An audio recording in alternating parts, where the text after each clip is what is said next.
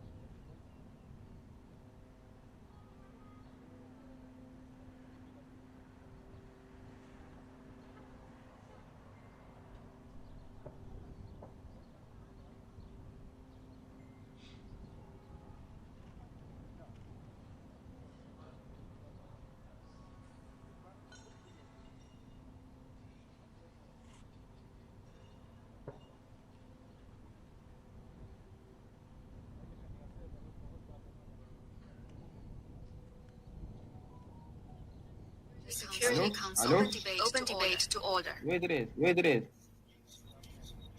The professional the situation in the Middle East.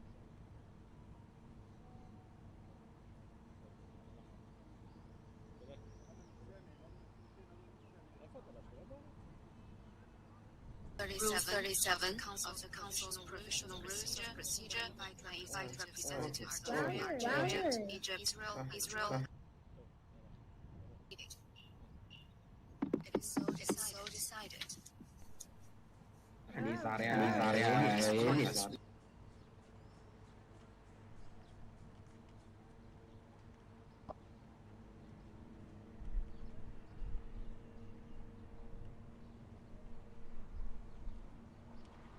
Participate in this meeting. There is no objection, and it is so.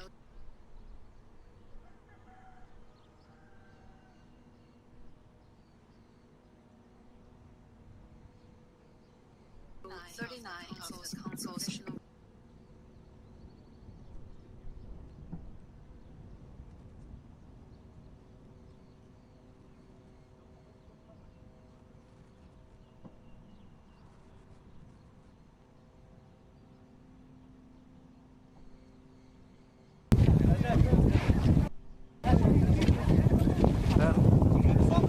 يا شباب عملية جهاز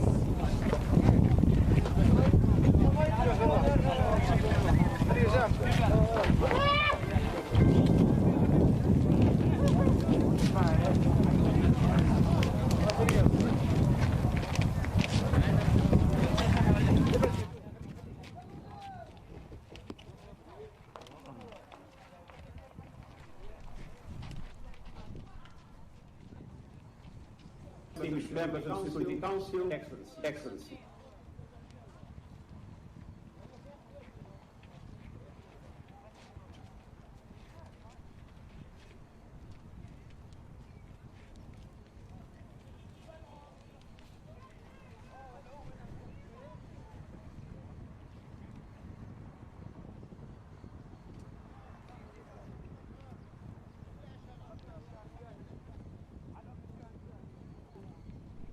Fighting must stop. It must stop immediately. Rockets and mortars on one side, aerial and artillery bombardments on the other must stop. I appeal to all parties to heed this call. The United Nations is actively engaging all sides towards an immediate ceasefire. The hostilities have already caused unconscionable death, immense suffering, and damage to vital infrastructure. I'm appalled by the increasingly large number of Palestinian civilian casualties, including many women and children, from Israeli strikes in Gaza. And I also deplore Israeli fatalities from rockets launched from Gaza. I'm also deeply concerned by violent clashes between Israeli security forces and Palestinians across the occupied West Bank, including East Jerusalem, where some Palestinian families are under threat of eviction. In Israel, violence by military-style groups and mobs have added to a further horrendous dimension to an already deteriorating crisis. Leaders on all sides have a responsibility to curb inflammatory rhetoric and calm the rising tensions. The fighting risks dragging Israelis and Palestinians into a spiral of violence with devastating consequences for both communities and for the entire region. It has the potential to unleash an uncontainable security and humanitarian crisis and to further foster extremism, not only in the occupied Palestinian territory and Israel, but in the region as a whole, potentially creating a new world of dangerous instability. The hostilities have forced thousands of Palestinians to leave their homes in Gaza and shelter in schools, mosques, and other places, with limited access to water, food, hygiene, and oral services. Hospitals are already overstretched due to the COVID-19 pandemic, and meanwhile, Israeli civilians live in fear of rockets launched from Gaza. I am appalled by the attack on a refugee camp in Gaza in which 10 members of one family were killed. Humanitarian installations must be protected. Journalists must be allowed to work free of fear and harassment. Destruction of media offices in Gaza is extremely concerning. This senseless cycle of bloodshed, terror and destruction must stop immediately. All parties must respect international humanitarian law and international human rights law. The status quo at the holy sites must be upheld and respected. And my special coordinator will brief you today on the latest developments on the ground and our efforts to de-escalate the situation. Let me reiterate that the United Nations remains deeply committed to working with Israelis and Palestinians and with our international and regional partners, including the Middle East Quartet, to realize a lasting and just peace. We are in contact with many relevant interlocutors, and I again call on the parties to allow mediation efforts to intensify and succeed.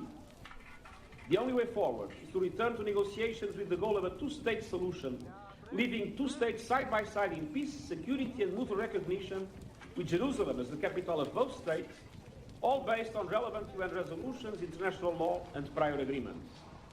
The longer this cycle of violence continues, the more challenging it will be to reach that ultimate goal. Only a negotiated, sustainable political solution will end once and for all these devastating cycles of violence and lead to a peaceful future for Palestinians and Israelis alike. And I thank you.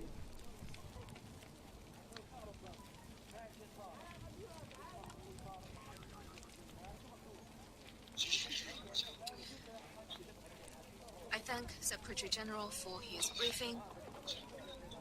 I now invite Mr. Tor Wennesland, Special Coordinator for the Middle East Peace Process, to brief the meeting, please. Mr. President, Excellencies, members of the Security Council. The past week has seen a deadly escalation between Israeli military forces and Palestinian armed groups in Gaza. That is the most serious we have seen in years. We have also witnessed dramatic scenes of violence across the occupied West Bank, including East Jerusalem. Tensions have been ongoing for weeks. In the Sheikh Sharon neighborhood of East Jerusalem, there have been protests and clashes over the threat of Palestinian eviction commenced by settlers organizations. In the Old City, including in the Holy Esplanada, there have been violent clashes between Palestinians and Israeli civilians and police. Police deployed a heavy presence in the area in the context of a large number of visitors for Ramadan prayers, protests, and Israeli extremist demonstrations, leading to clashes. With some 181 Palestinians and 9 Israelis killed as a result of Israeli airstrikes and Palestinian militant rockets, based on preliminary figures, the toll of this deadly confrontation is already too high. I extend my sincere condolences to the families of all those who have lost loved ones in the violence. Mr. President, since 10 May, according to Israeli official sources, Hamas, Palestinian Islamic Jihad, and other militants have launched over 2,900 indiscriminate rockets from the Gaza Strip towards Israel.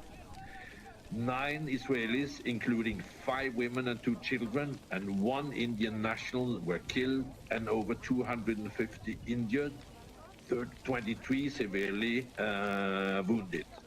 Civilians across the south and the center of the country have been repeatedly sent to shelter. An anti-tank missiles fired at a vehicle near the Gaza perimeter fence killed an Israeli soldier and injured 2 others. The rockets have reached as far as the outskirts of Jerusalem, Tel Aviv and its suburbs and Ben Gurion Airport. While a significant number of rockets were intercepted by Iron Dome, some 450 fell short inside Gaza, accounting for some Palestinian casualties, according to the Israeli Defense Forces. Direct hits have been reported in multiple locations, causing damage to residential and commercial property, as well as schools and crude oil pipelines. In Gaza, the humanitarian and security situation is more dire by the day. In response to the Palestinian militant rockets attacks that began on 10 May, the IDF has conducted over 950 strikes against what is said were militant targets, including weapon factories and depots, tunnel networks, Hamas training facilities, intelligence and security headquarters, and offices of and homes of senior Hamas and Palestinian Islamic Jihad operatives.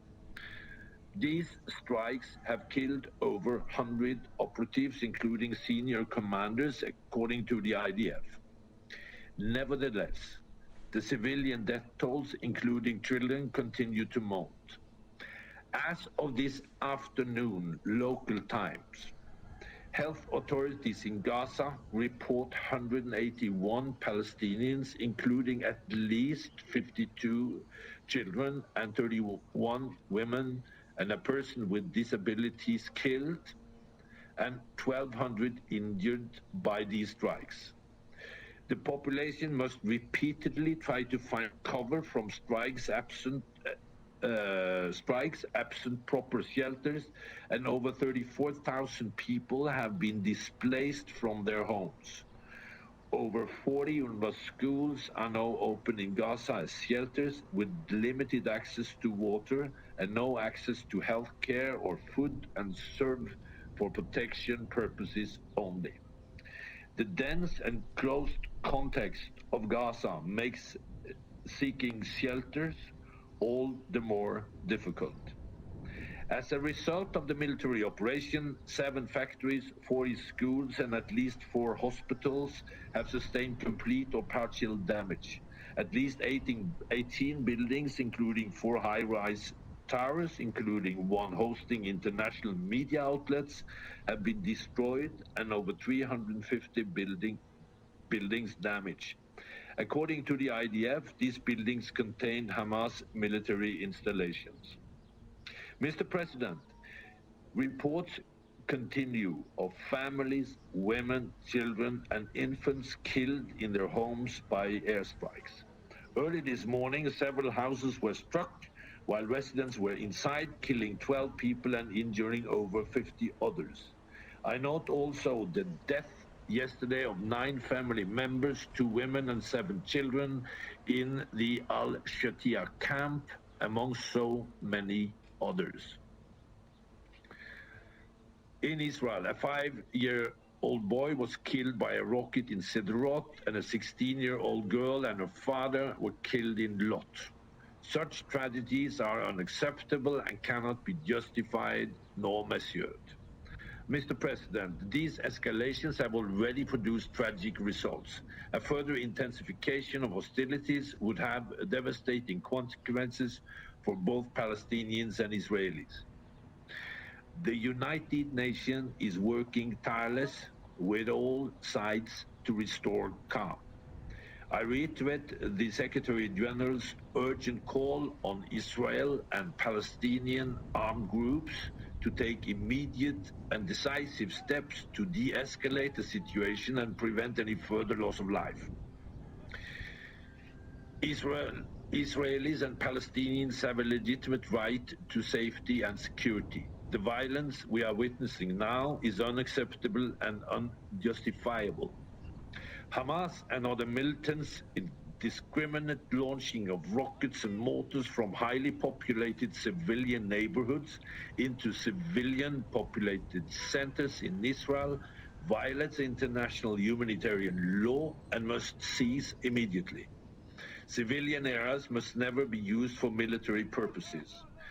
Israeli authorities must abide by international humanitarian law principles governing armed conflict, including the proportional use of force, exercising maximum restraint to spare civilians and civilian objects, and the conduct of military operation.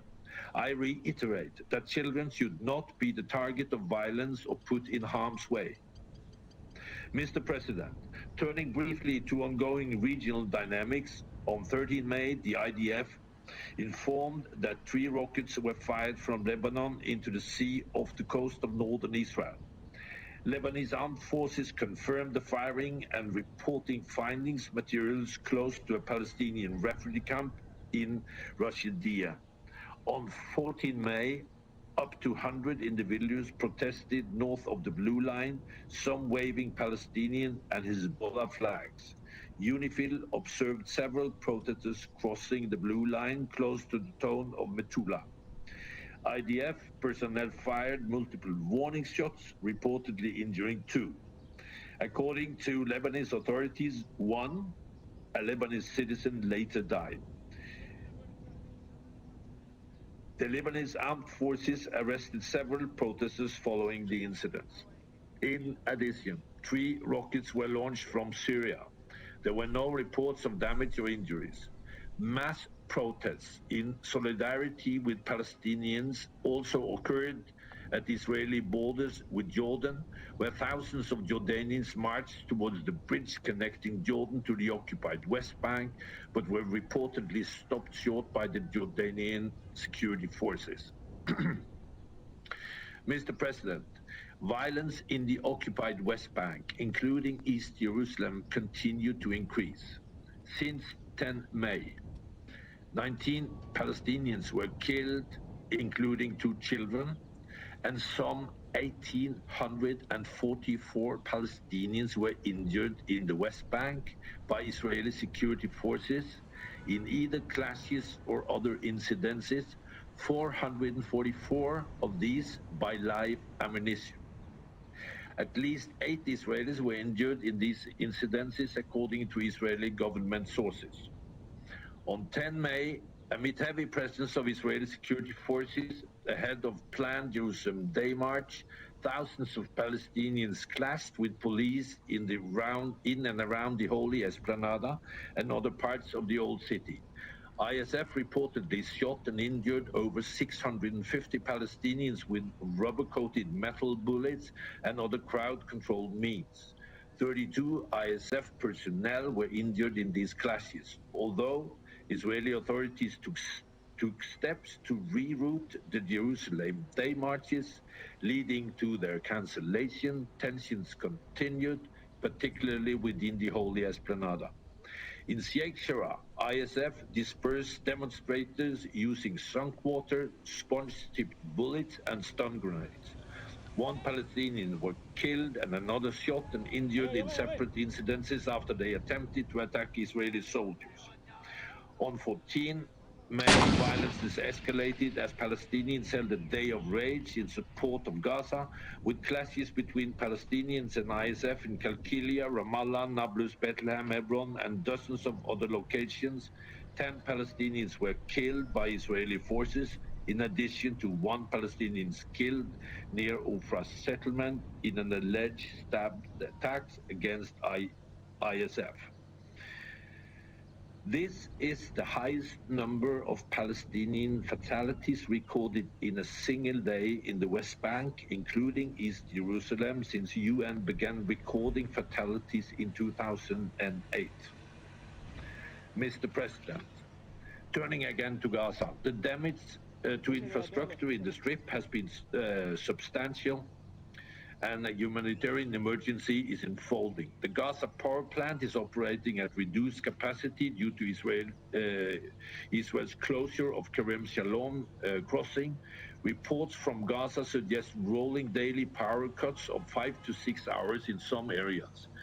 With current stocks, it could operate at reduced capacity for another 4 days only. The lack of electricity has resulted in a decrease of clean water and sewage treatment affecting hundreds of thousands.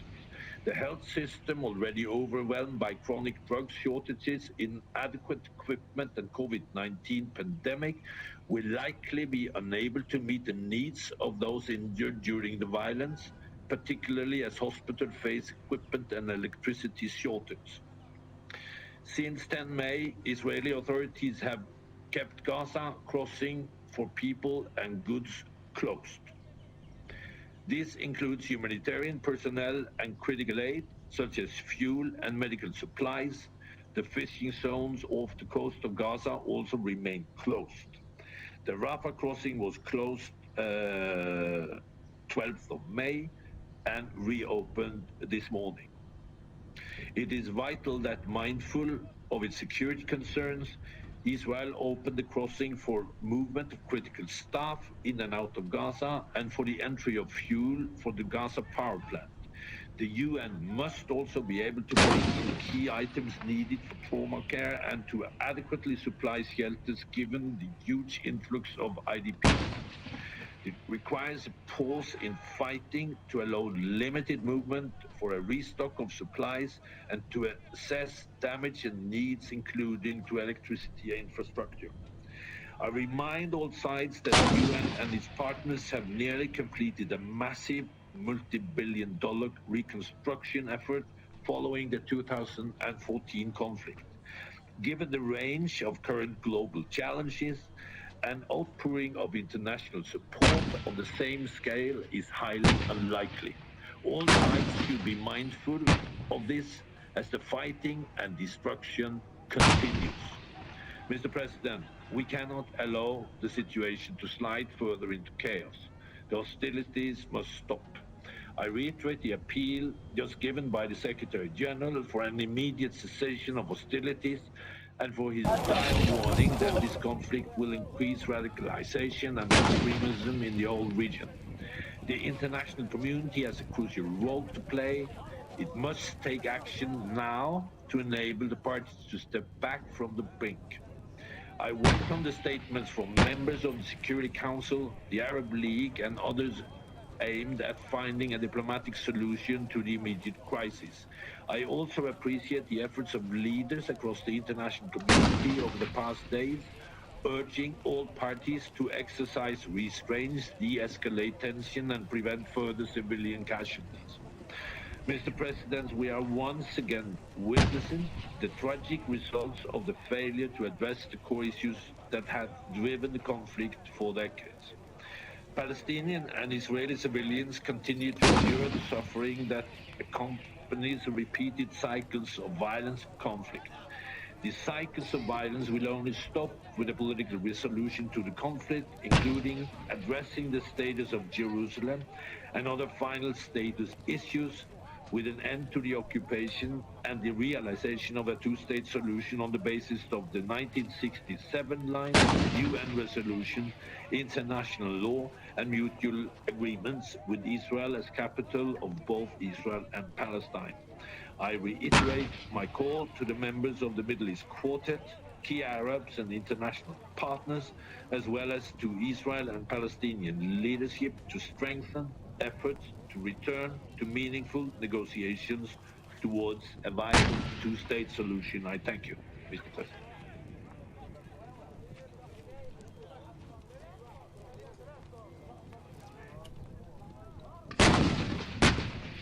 Thank you, Special Coordinator, for your briefing. I now give the floor to Observer State of Palestine, His Excellency Mr. Al-Malki, Minister of Foreign Affairs and Expatriates. Please.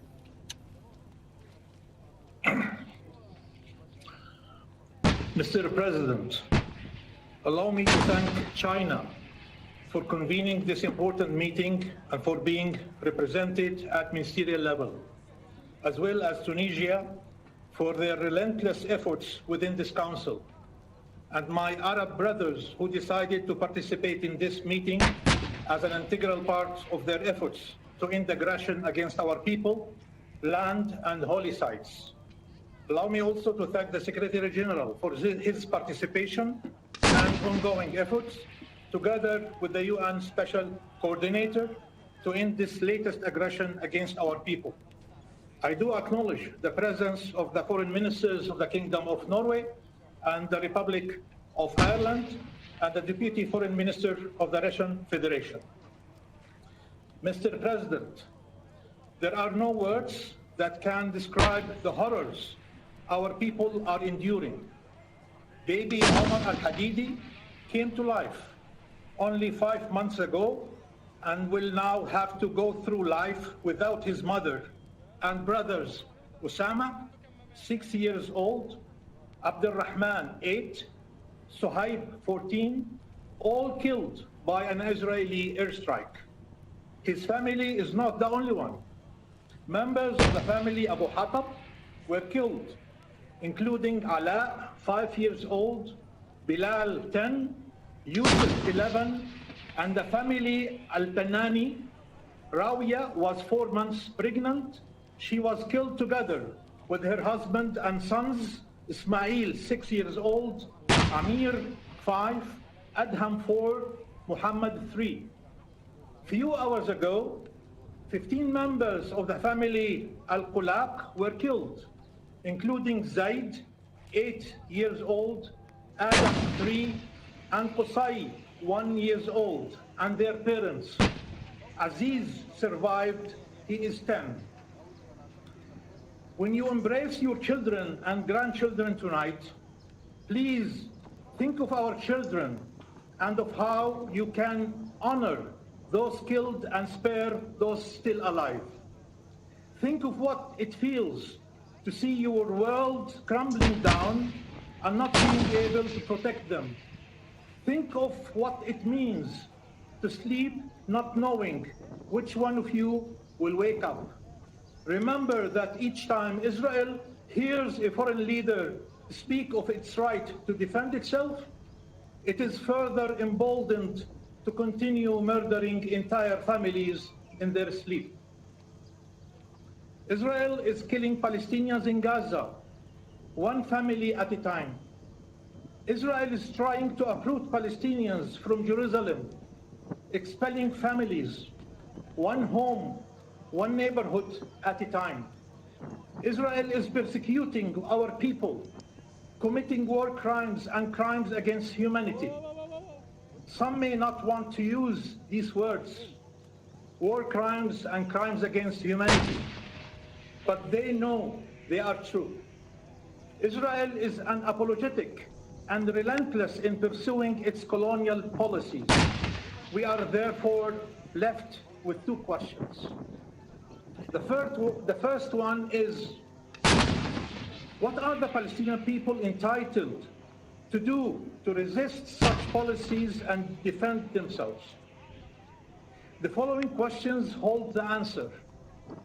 Is violence when committed by Palestinians terrorism, and when committed by Israel self-defense?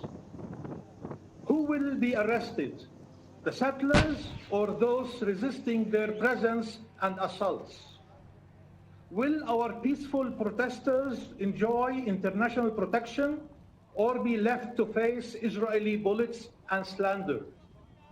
Will we receive support for investigations by the ICC, or will some search for reasons to object, shielding war criminals and depriving Palestinian victims from any avenue for justice? Will products of Israeli settlements be banned, or will those who call for boycott be prosecuted? What are we entitled to do apart from hoping that one day Israel will be ready to end its occupation on its own end, in its own, and to negotiate peace? The second question is, what are the tools the international community is ready to deploy to ensure compliance by Israel with its obligations and an end of its occupation? Tools it uses regularly in other conflicts. Military interventions, sanctions, maybe. Suspending bilateral relations, maybe. Prosecuting perpetrators of crimes, maybe. Deploying protection forces, maybe. Imposing an arms embargo, maybe. Or will it rely simply on the possibility of convincing the occupying power to end its colonial occupation, while history has proven that Israel is not willing to listen? Mr. President, Israel keeps doing the same things, expecting a different result. Did it believe that its troops storming the holiest of sites, Al-Aqsa Mosque, on the holiest of months, Ramadan, and on the holiest of nights, the night of destiny, would bear no consequences? Did it believe Palestinians would accept to live in enclaves and wait for the Israeli settlers to seize the next house? Did they expect Palestinians to coexist with the occupation, its walls, its blockades, its settlements, and its prisons? There is no people on earth that would tolerate this reality. No people on earth. Israel keeps telling you, put yourself in our shoes. This is what they say all the time. Put yourself in our shoes. But Israel is not wearing shoes. It is wearing military boots. It is an occupying and a colonial power. Any assessment of the situation that fails to take into account this fundamental fact is biased, discredited, and unjust. We are not two neighbors living side by side in peace. Israel is the armed thief who has entered our house and is terrorizing our family. It destroys our homes, oppresses our people, generation after generation, decades after decades, and then claims a right to security that it denies us. Why don't you put yourself on our shoes? What would you do if your country was occupied, your people persecuted, besieged, massacred? Better yet, what did you do to achieve your independence and end the oppression of your people? We made a different choice to pursue a peaceful path to freedom, and it is in everybody's interest for that path to be successful. But that will not happen without ensuring that Israel bears the cost of occupation instead of reaping its benefits. Mr. President, how many Palestinian civilians killed is enough for a condemnation? We know a single Israeli is, but how many Palestinians? 200 Palestinians have been killed, a third of them children and women. What is the threshold for outrage?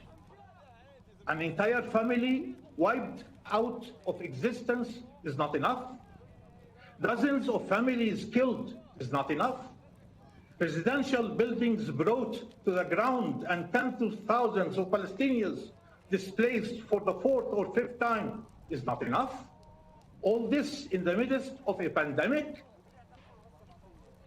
Israel is not only an occupying power. Israel is a nuclear power.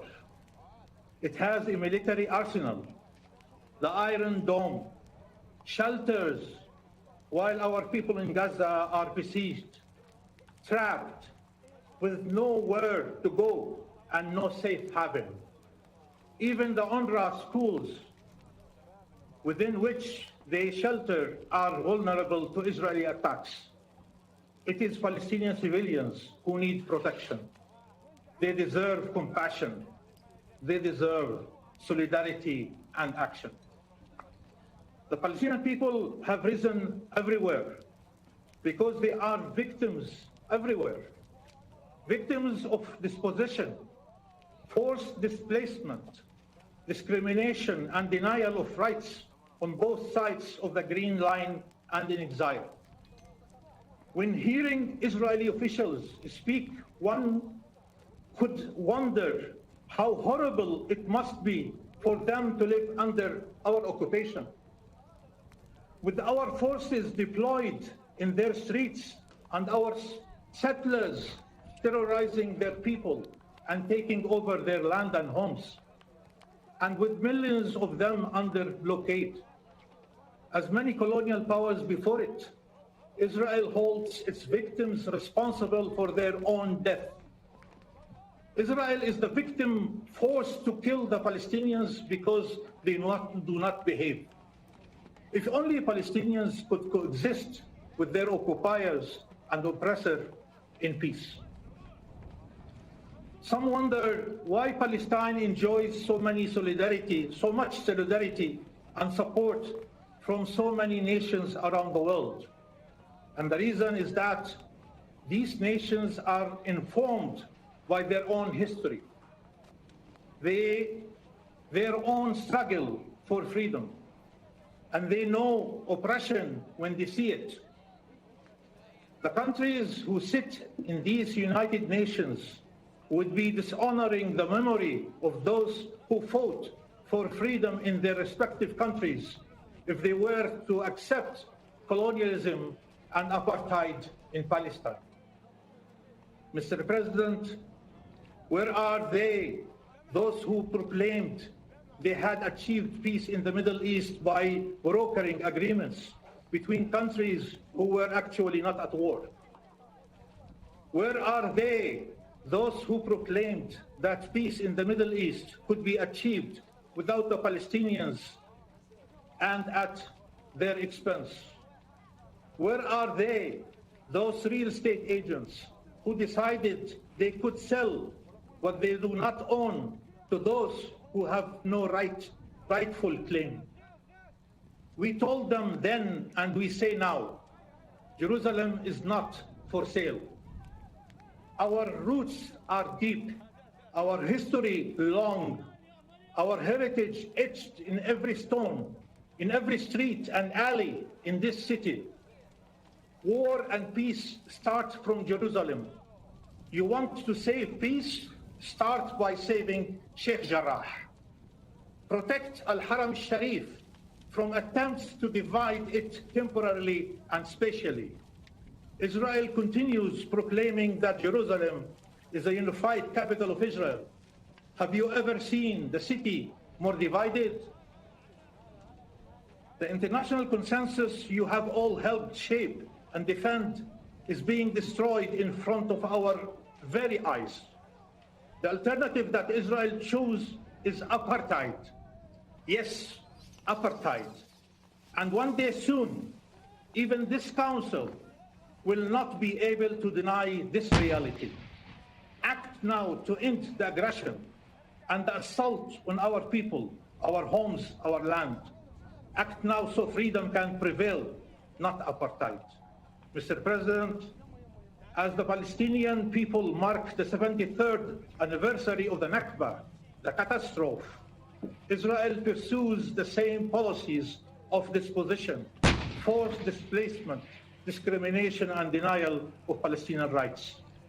Israel may believe it is winning, but it is nowhere closer to defeating the Palestinian people. Our people will never surrender or forgo their rights. Palestinian freedom is the only path to peace. Since peace is the responsibility of this council, your council, helping achieve Palestinian freedom is its legal and moral duty. Thank you very much.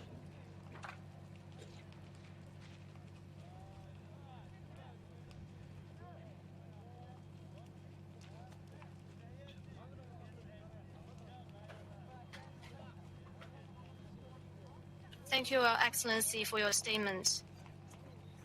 I now give the floor to the permanent representative of Israel. Thank you, Mr. President. This is Nadine Awad, a 16-year-old girl, an Arab citizen of Israel. She was studying biology and chemistry, and she dreamed of changing the world. She was murdered last Wednesday by the radical jihadi terrorist group Hamas. A Hamas rocket slammed into her home in central Israel, killing her and her father. Over the last week, millions of Israeli children, women, and men have been huddling in bomb shelters, while thousands of Hamas rockets landed all around them. Hamas has murdered 10 people in Israel, Jews and Arabs, and hundreds of its rockets have fallen short upon the people of Gaza itself, killing Palestinian children and destroying Palestinian homes. Hamas is carrying out its terror attacks while hiding behind Palestinian houses, schools, and hospitals, deliberately using civilians as human shields. Just before I arrived here today, I called my elderly parents who live in the southern city of Ashkelon and have just 30 seconds to reach a bomb shelter each time Hamas attacks. Member of the Security Council, let me ask you, what would you do if thousands of terrorist rockets were being fired at your country, at your people, at your parents or children? How would you respond if an organization with a similar fanatic jihadist ideology as ISIS was bombing Beijing or Moscow or Dublin and shutting down the airports of Paris or Oslo or London? What would you expect the Security Council to do? Mr. President, this is not the first time that Hamas has indiscriminately fired deadly missiles at Israeli civilians while hiding behind Palestinian civilians. But this time, it's different. It was completely premeditated by Hamas in order to gain political power. It was all a part of their vicious plan. While Hamas seeks the destruction of the state of Israel, it's also vying to take power in the West Bank and to replace the Palestinian Authority.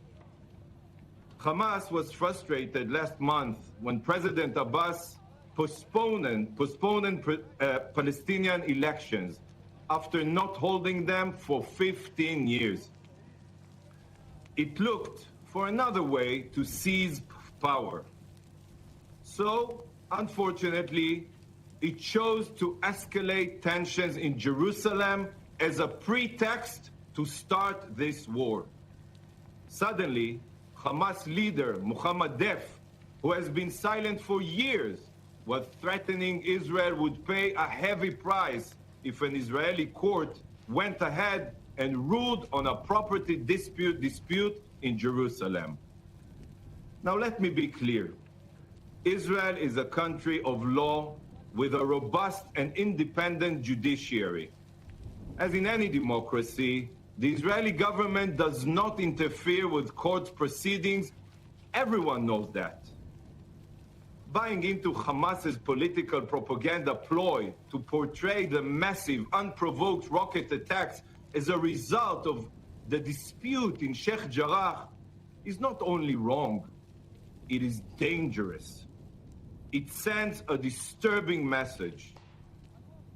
There is never an excuse to indiscriminately fire rockets at civilians. There is never a justification for terror.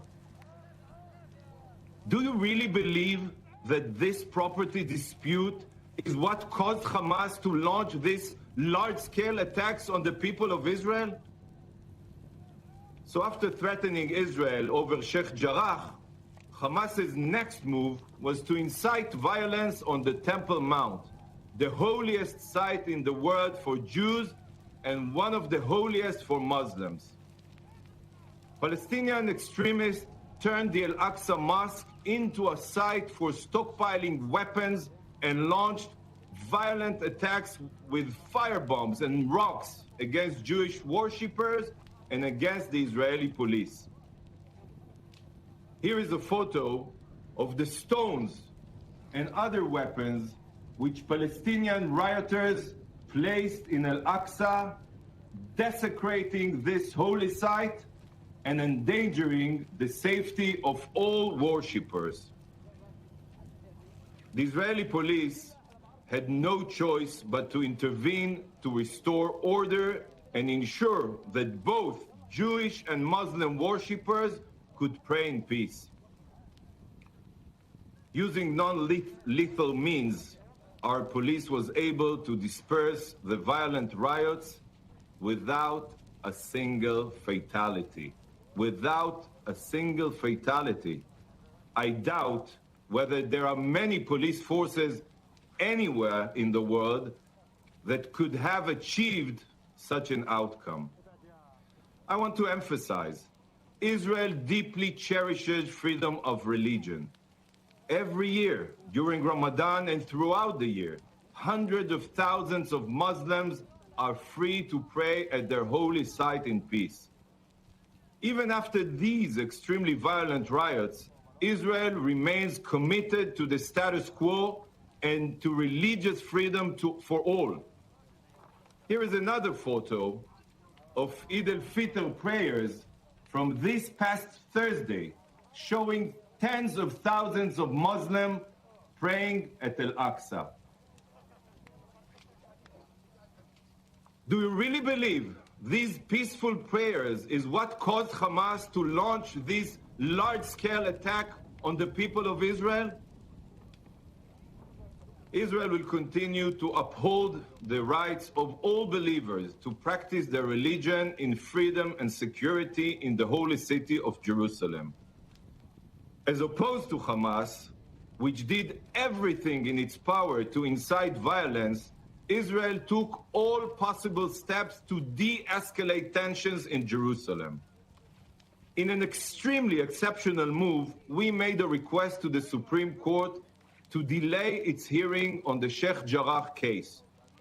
We rerouted our annual Jerusalem Day Parade and even took the unprecedented, unthinkable step of preventing Jews from entering their holiest site, the Temple Mount, on our National Day of Celebration. Even today, on the eve of the Jewish festival of Shavuot, where we celebrate receiving the Torah, Jews were prevented from entering the site because of Palestinian terror. And how did Hamas respond to all our efforts to de-escalate? By firing rockets and missiles at Jerusalem, our capital city. This is how it started. It was all planned in advance. Mr. President, for years, Hamas has been using international aid not to help the people of Gaza, but to abuse them. It has built a vast web of underground terror tunnels which snake beneath playgrounds, maternity wards, and mosques with the clear strategic goal of increasing the number of Palestinian civilian casualties when Israel is forced to respond. It is not just Palestinians which Hamas uses as shields. As we have revealed, Hamas is hiding its terror infrastructure, such as intelligence stations and command headquarters in multi-story buildings, including those which house international media, citizens of your own countries. Israel has no choice but to stop these Hamas attacks wherever they are being launched, and it is Hamas who should be held accountable for the consequences. We thank the President of the United States, the administration, and the many other countries that support Israel's right to defend our citizens from this terror. Every time Hamas fires at Israeli civilians while hiding behind Gaza civilians, it is committing a double war crime. It doesn't care where its rockets hit, as long as there is destruction. It doesn't care who the victims are, as long as there are victims. Israel is responding to indiscriminate attacks with precision-targeted strikes against Hamas military targets. We take unparalleled steps to prevent civilian casualties. Not only do we strictly adhere to international law, we go beyond, making phone calls and sending text messages in order to make sure that everyone gets out beforehand. Tragically, at times, despite all our efforts, Hamas's use of human shields results in civilians getting hurt. As an Israeli, a Jew, a father of four, I am deeply pained by the death of every civilian, whether Israeli or Palestinian. But any attempt to compare Israel and Hamas is factually, legally, and morally wrong. Hamas targets civilians. Israel targets terrorists. Israel makes every effort to avoid civilian casualties. Hamas makes every effort to increase civilian casualties. Israel sees every civilian death as a tragedy. Hamas sees every Israeli civilian death as a victory in its campaign of jihad based on its anti-Semitic charter, and every Palestinian civilian death as a victory in its campaign to gain international sympathy.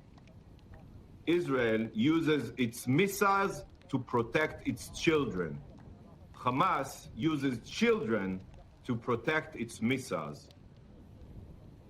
Mr. President, at the same time as we defend ourselves against Hamas rockets, the terror organization has been calling on Israel's Arab citizens to attack Jews. We have seen numerous appalling attacks by Arab citizens of Israel against Jews, including the abhorrent burning of synagogues and multiple lynchings. We have also seen some appalling cases of Jewish violence against our Arab citizens. As Prime Minister Netanyahu said last night, this violence is entirely unacceptable. We are a country of law, and the Israeli police are now working vigorously to stop the violence, arrest the perpetrators, whether Arabs or Jews. Mr. President, this is where we stand now.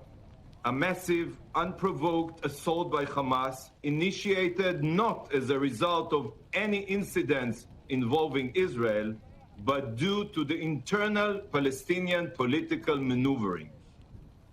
This assault has forced Israel to defend and protect its citizens and strike Hamas's terror machine in order to stop their aggression once and for all. Now let me speak about the future. Israel has always sought peace. Just this year, we signed peace agreements with 4 Muslim countries.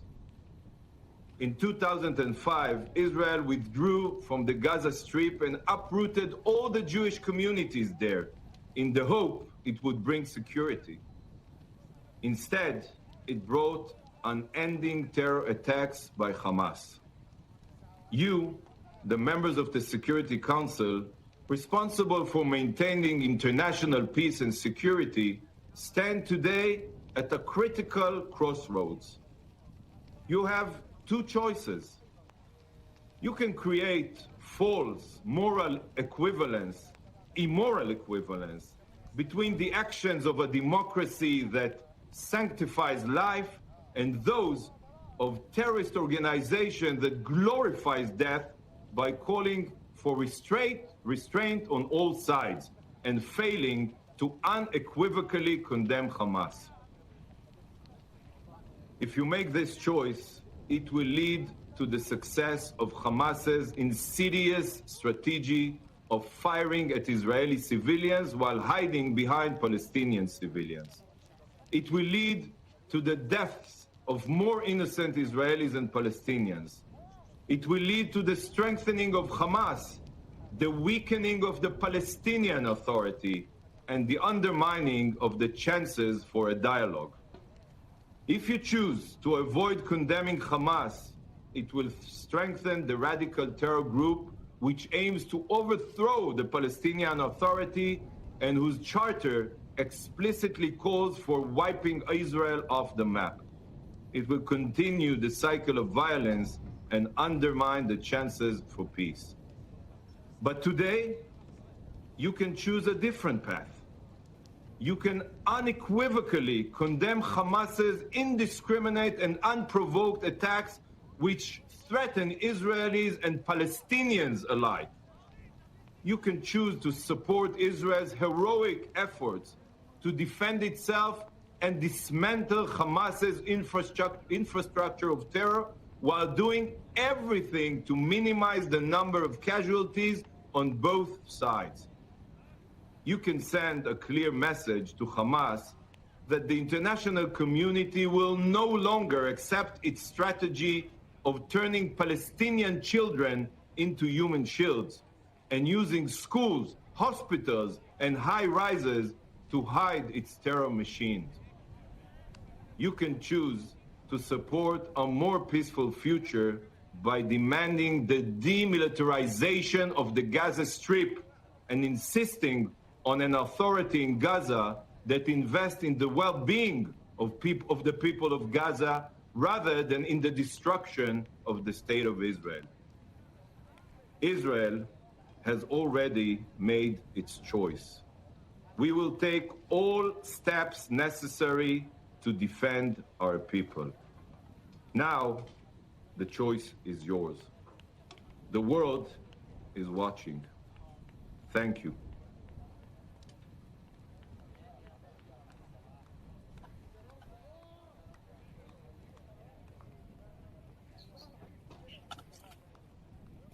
Thank you, Ambassador from Israel.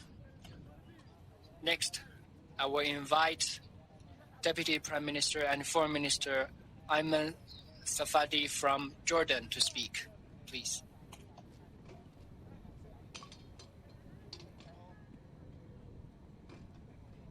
بسم الله الرحمن الرحيم.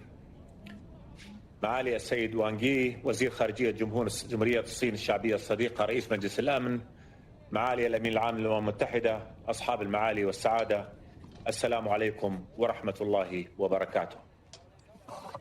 تتحمل إسرائيل بصفتها القوة القائمة بالاحتلال مسؤولية الأوضاع الخطيرة التي تشهدها الأراضي الفلسطينية المحتلة وكل ما تسبب من عنف وقتل ودمار ومعاناة. يجب أن يتوقف التصعيد بوقف العدوان على غزة وبوقف جميع الممارسات الإسرائيلية اللاشرعية التي فجرت أساسا هذا التصعيد في القدس المحتلة وفي باقي الأراضي الفلسطينية. يجب التحرك فورا لتحقيق ذلك ولتوفير الحماية للشعب الفلسطيني. وما تؤكده الأوضاع الخطيرة التي تشهدها الأراضي الفلسطينية هو استحالة استمرار الوضع الراهن من تكريس للاحتلال وغياب لآفاق زواله وفقدان للأمل بتحقيق السلام العادل الذي تقوض الممارسات الإسرائيلية اللاشرعية فرصه. والسلام العادل والدائم خيار استراتيجي وضرورة إقليمية ودولية، لكن السلام لا يتحقق ببناء المستوطنات التي تقوض حل الدولتين وتشكل خرقا فاضحا للقانون الدولي وقرارات الشرعية الدولية. والسلام لا يتحقق بمصادرة الأراضي الفلسطينية المحتلة، والسلام لا يتحقق بهدم منازل الفلسطينيين وتهجيرهم من بيوتهم. وبالتأكيد لا يتحقق السلام بمحاولات تغيير الوضع القانوني والتاريخي القائم في المقدسات الإسلامية والمسيحية في القدس المحتلة وبالاعتداء على المسجد الأقصى المبارك الحرم القدسي الشريف الذي يشكل بكامل مساحته البالغة 144 دنم مكان عبادة خالص للمسلمين وفق التاريخ ووفق قرارات الشرعية الدولية بما في ذلك قرارات منظمة اليونسكو. فالقدس ومقدساتها خط أحمر، ويشكل العبث بها لعبا بالنار واستفزازا لمشاعر نحو 2 مليار مسلم. وبصفتها القوة القائمة بالاحتلال تتحمل إسرائيل مسؤولية احترام الوضع القانوني والتاريخي القائم في القدس في مدينة السلام وفي مقدساتها، والحفاظ على الوضع القانوني والتاريخي القائم وحماية الهوية العربية الإسلامية والمسيحية للمقدسات مهمة أسمى يكرس جلالة الملك عبد الله الثاني بن الحسين الوصي على هذه المقدسات كل إمكانات الأردن له. فحماية القدس والمقدسات والحفاظ على هويتها شرط لحماية فرص السلام. Condition of protecting our chance of peace. Mr. President, dear colleagues, as the international community, as the Security Council, we need to shoulder our responsibility. We need to force Israel to respect the rights of the people in Sheikh Jarrah. And in line with international law and IHL, the inhabitants of Jerusalem are civilians and they should be protected. They should not be forced to be displaced. We are talking about a war crime in line with international law, in line with 478 of 1980. And so Israeli evictions has no role here. Let's call things as they are. The occupation is the source of the conflict and is the source and the very heart of the evil here. Peace and justice are diametrically opposed from this. The Palestinian people need to live in freedom. International law needs to be respected. The Security Council resolutions need to be implemented, including 2334. Ladies and gentlemen, another truth that we should accept, all of us, or recognize, is that we cannot neglect Palestine and the Palestinian question. It is the very source of the conflict here. The solution needed is the two-state solution, with a Palestinian state living within the 1967 borders of the 4th of June and pursuant to the relevant Security Council resolutions and the Arab Peace Initiative. This is the only way to have lasting and just peace that would meet the needs of all the people in the region. That is why the Security Council needs to act immediately. We need to launch serious negotiations to bring an end to the occupation and to shore up a lasting peace in line with the reference adopted based on the Land for Peace initiative that Israel is currently undermining. There is no time to be lost. The historic injustice inflicted upon the Palestinian people must stop. This inhuman occupation must disappear. These people must live in peace and stability. And the Hashemite Kingdom of Jordan is seeking to work with you to establish a lasting, just peace that will meet all the needs of all the peoples living there. Thank you very much.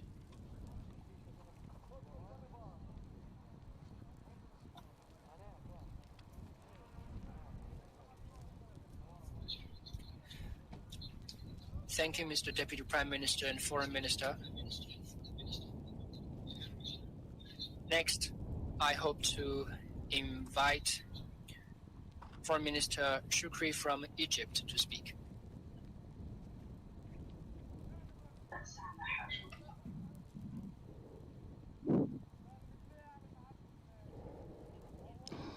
Thank you very much. In the name of God, the Merciful.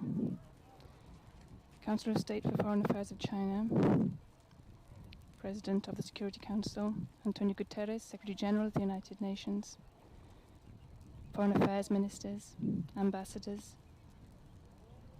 I congratulate the state of China, the friendly state of China, for its presidency of the Security Council during May, and appreciate their efforts in the light of the numerous challenges and crises on the Security Council's agenda. I appreciate the efforts of the Secretary General and his commendable efforts to establish peace in the Middle East, and I appreciate the briefing by Mr. Tor Venesland, Special Coordinator of the Middle East Peace Process. We are meeting, President, after 70 years since the beginning of the Palestinian tragedy, and around 42 years after the launch of the peace process in the region. At the outset, this process was a very hopeful one towards achieving peace in the region. Unfortunately, this hope has little by little dissipated, with all of the unsuccessful attempts to bring an end to the conflict in the Palestinian question, which has continued to deteriorate, resulting in greater tension and frustration, which has resulted in the situation we are seeing today. We are meeting after the end of the sacred month of Ramadan, during which we witnessed confrontations and provocation of an unprecedented nature against the faithful and the worshippers in the city of Jerusalem and the Al-Aqsa Mosque. Alongside a systematic policy with regard to Arab citizens in the Sheikh Jarrah neighborhood in East Jerusalem, which resulted in the anger of millions of Arabs and Muslims who have had enough over the last 3 decades of this absenteeism and prevarication with regard to international legal promises regarding serious negotiations about the creation of a Palestinian state on those territories decided upon in before 1967, including East Jerusalem. And we are meeting today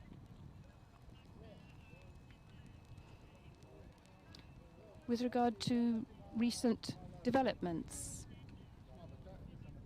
This is a military operation and has caused numerous victims in Palestinians in Gaza.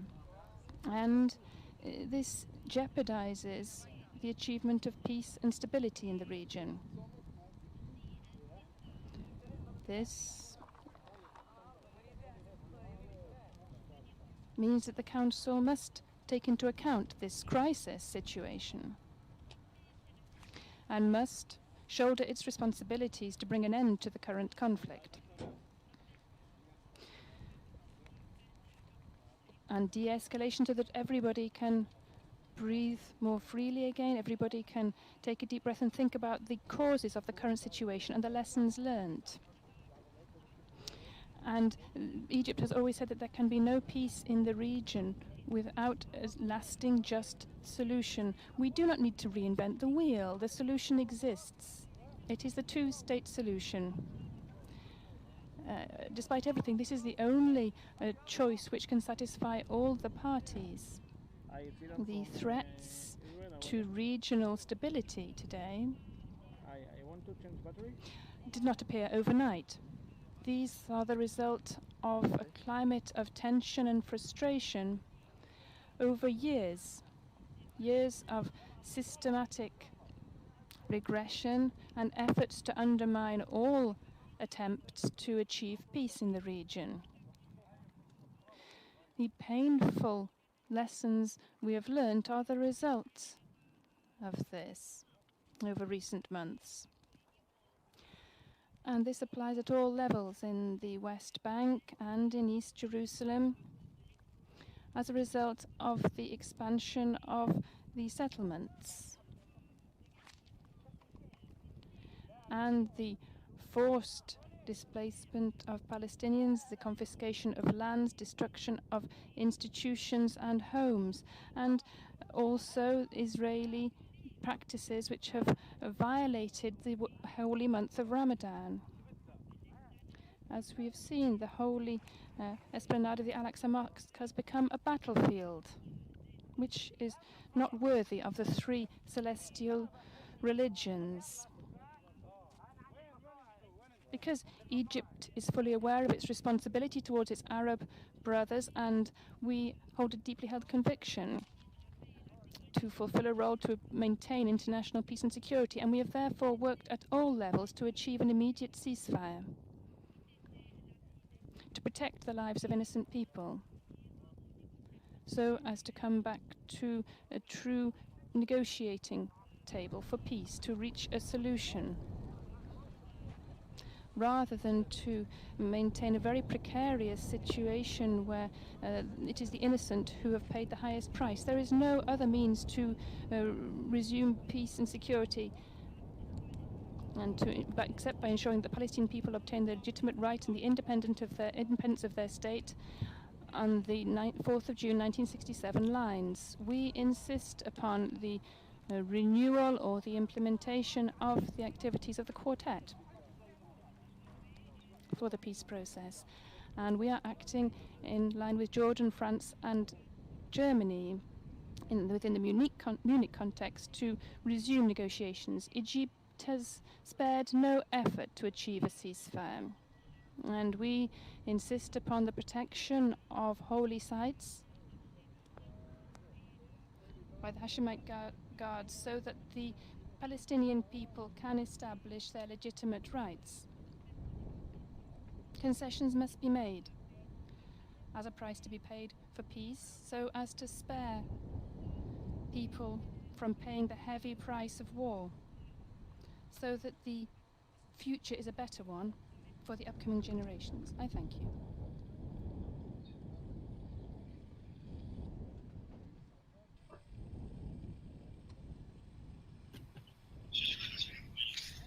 Thank you, Mr. Foreign Minister of Egypt.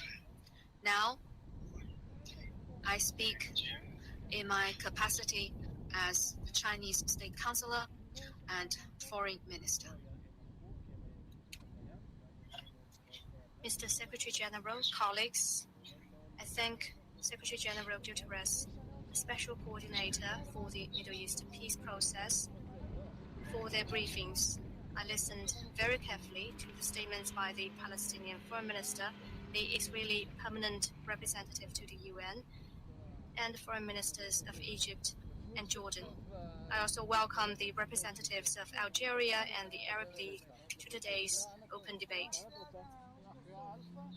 The escalation of conflicts between Israel and Palestine has caused heavy casualties, including those of women and children. The situation is dangerous and urgent. It calls for an immediate ceasefire and stop of violence. The international community must take actions right now and make every effort to avert further deterioration of the situation, prevent the region from backsliding into turbulence, and protect people's lives. Colleagues, the Palestinian question remains at the heart of the Middle East situation. Without stability in the Middle East, there can hardly be tranquility in the world. Only when the Palestinian question is resolved in a comprehensive, just, and durable manner can lasting peace and common security be truly realized in the Middle East. In light of the current tensions, China would like to propose the following. First, a ceasefire and stop of violence is the most pressing task. The use of force cannot ensure peace, nor can violence bring tranquility. All they bring is more seeds of hatred. China strongly condemns violence against civilians, and we once again urge the parties of the conflict to immediately cease military actions and hostilities and stop such moves as airstrikes, ground offensives, and rocket launches that aggravate the situation. It is important that Israel exercise restraint, earnestly observe the relevant UN resolutions, stop the demolition of Palestinian homes and the eviction of the Palestinian people, discontinuing its settlement expansion, put an end to the violence, threats, and provocations against Muslims, and maintain and respect the historical status quo of the holy sites in Jerusalem. Meanwhile, Palestine also needs to avoid steps that may further escalate the situation, avert civilian casualties, and work for an immediate de-escalation. Second, humanitarian assistance is urgently needed. The concurrence of the COVID pandemic and conflicts and turbulence has made the humanitarian crisis all the more challenging for the region. The situation in the Gaza Strip is particularly worrisome. We urge Israel to earnestly fulfill its obligations under international treaties, promptly and fully lift the blockade on and besiege of Gaza, guarantee the security and rights of the civilians in the occupied Palestinian territory, and facilitate the access of humanitarian assistance. The international community should extend humanitarian aid to Palestine via multiple channels and continue to support the work of the UN Relief and Works Agency for Palestinian Refugees in the Near East, or UNRWA, in an effort to improve the humanitarian situation in Palestine. The UN needs to play its coordinating role in planning for the international humanitarian emergency relief and make utmost efforts to avert a humanitarian disaster. Third, international support is a due obligation.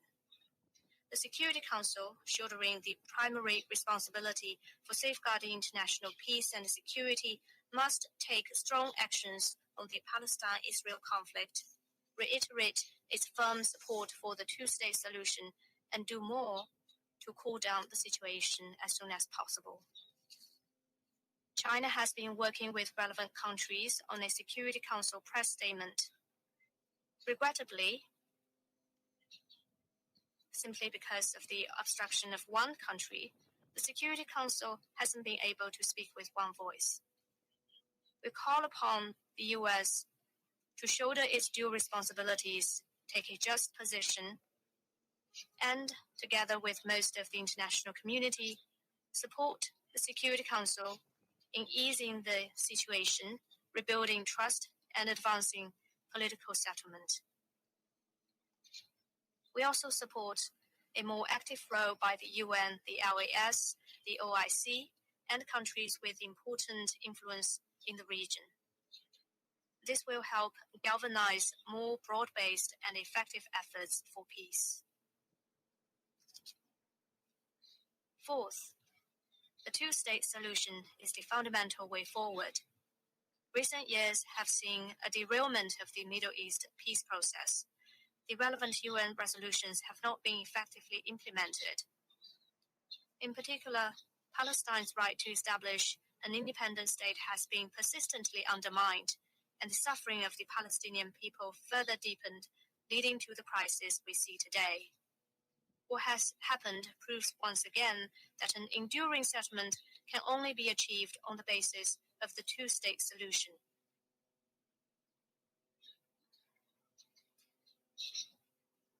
The Palestine-Israel issue has been on the UN agenda for more than 70 years.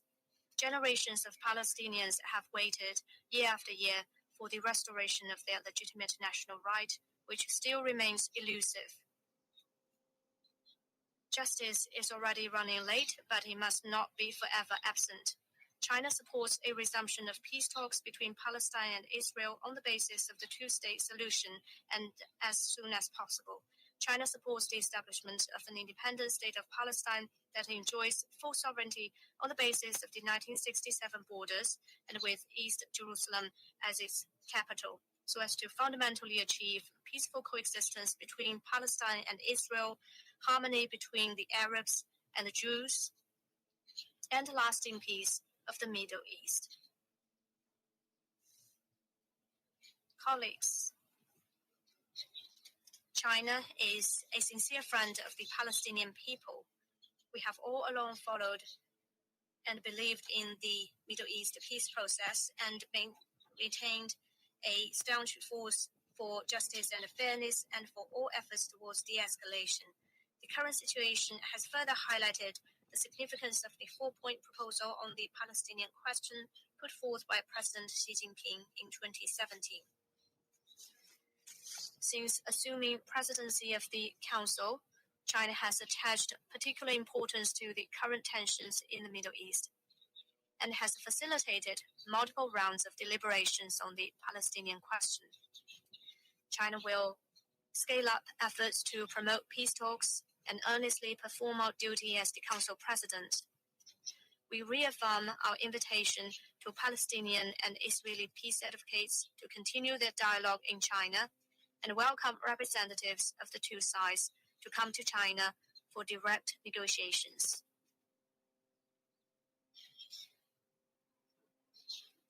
Every turbulence in Palestine-Israel relations is a warning to international rule of law, a test for multilateral cooperation, and a question for human conscience. Will the UN and its Security Council step forward and do what they should? People across the world are watching, and history is keeping account. We should and must stand in solidarity for peace and justice, for equity and conscience, and at the right side of history. We must practice true multilateralism and strive for an early, comprehensive, just, and enduring settlement of the Palestinian question. Thank you.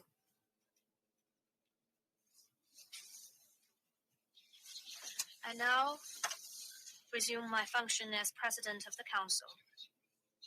I now give the floor to other Council members.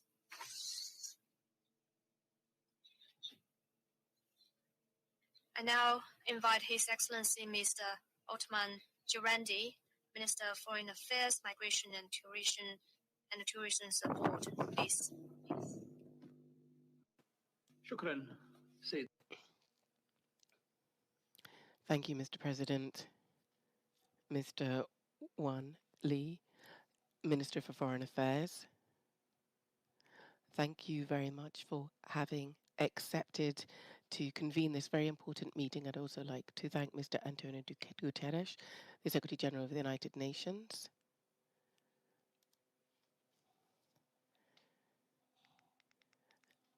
Colleagues, ladies and gentlemen, Your Excellencies, today we are meeting in order to discuss the dangerous escalation of violence in occupied Palestine.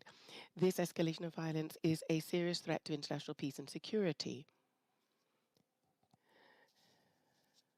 174 unarmed Palestinian civilians, including 47 children, I repeat, 47 children have died because of the act of aggression of the occupying power.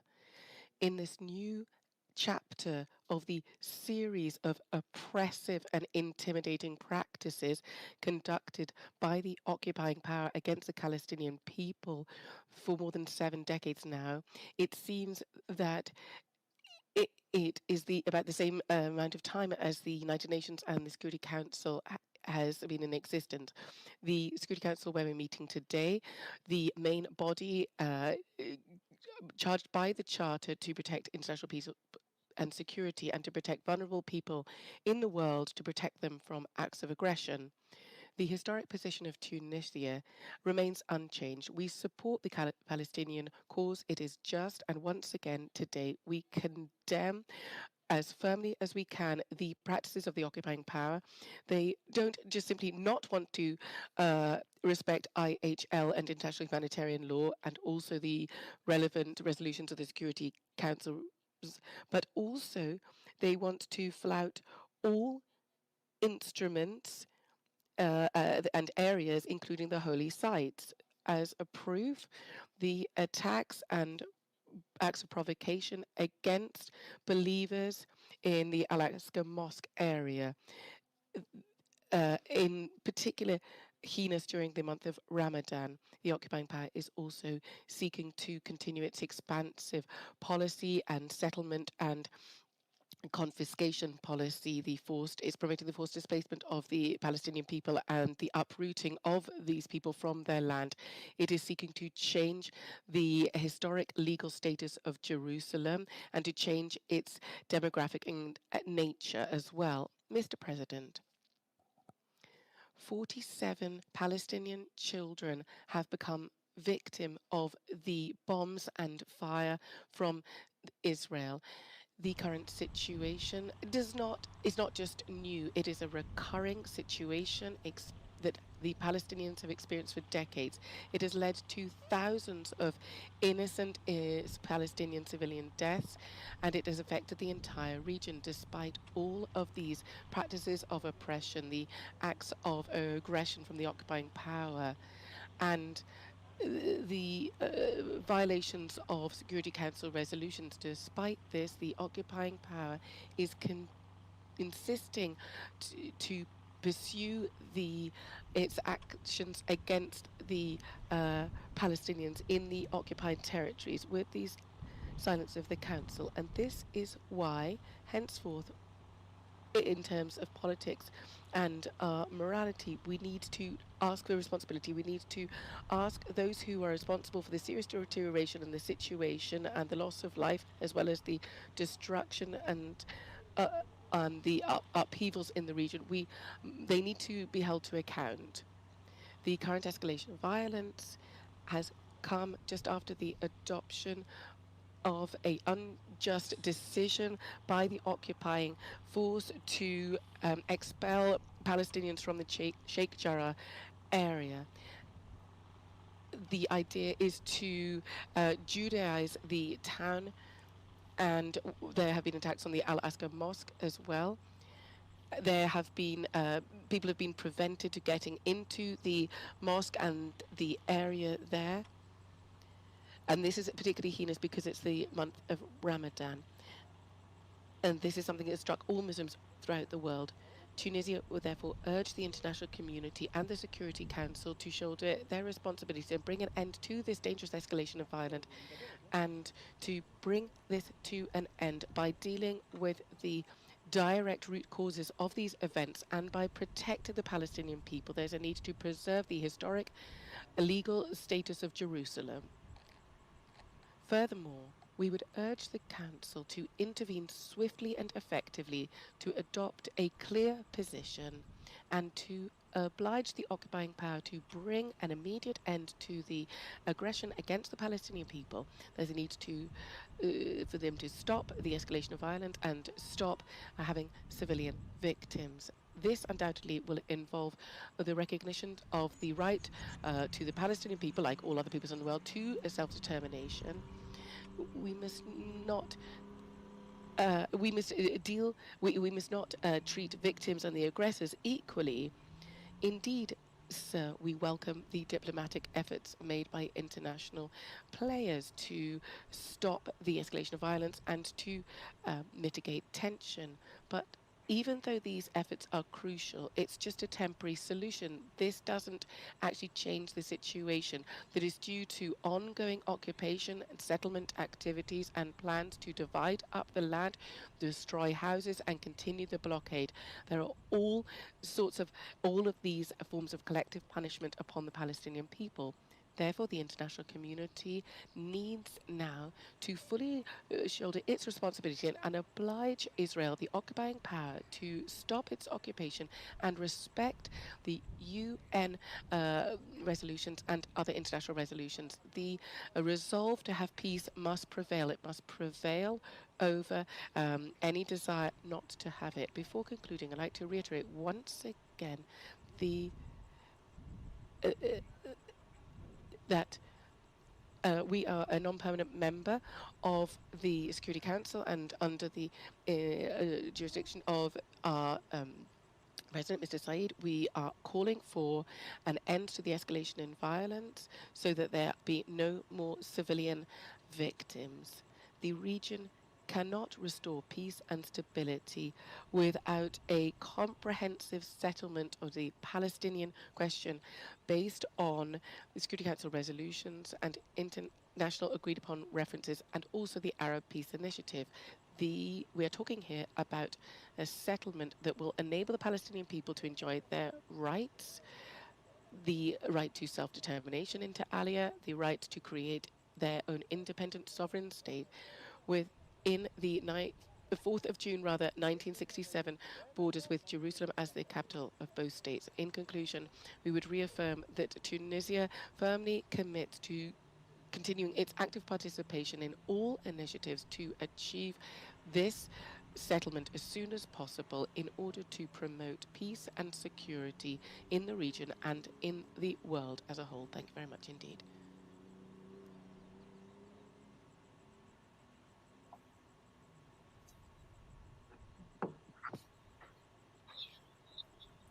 Thank you, Excellency, for your statement.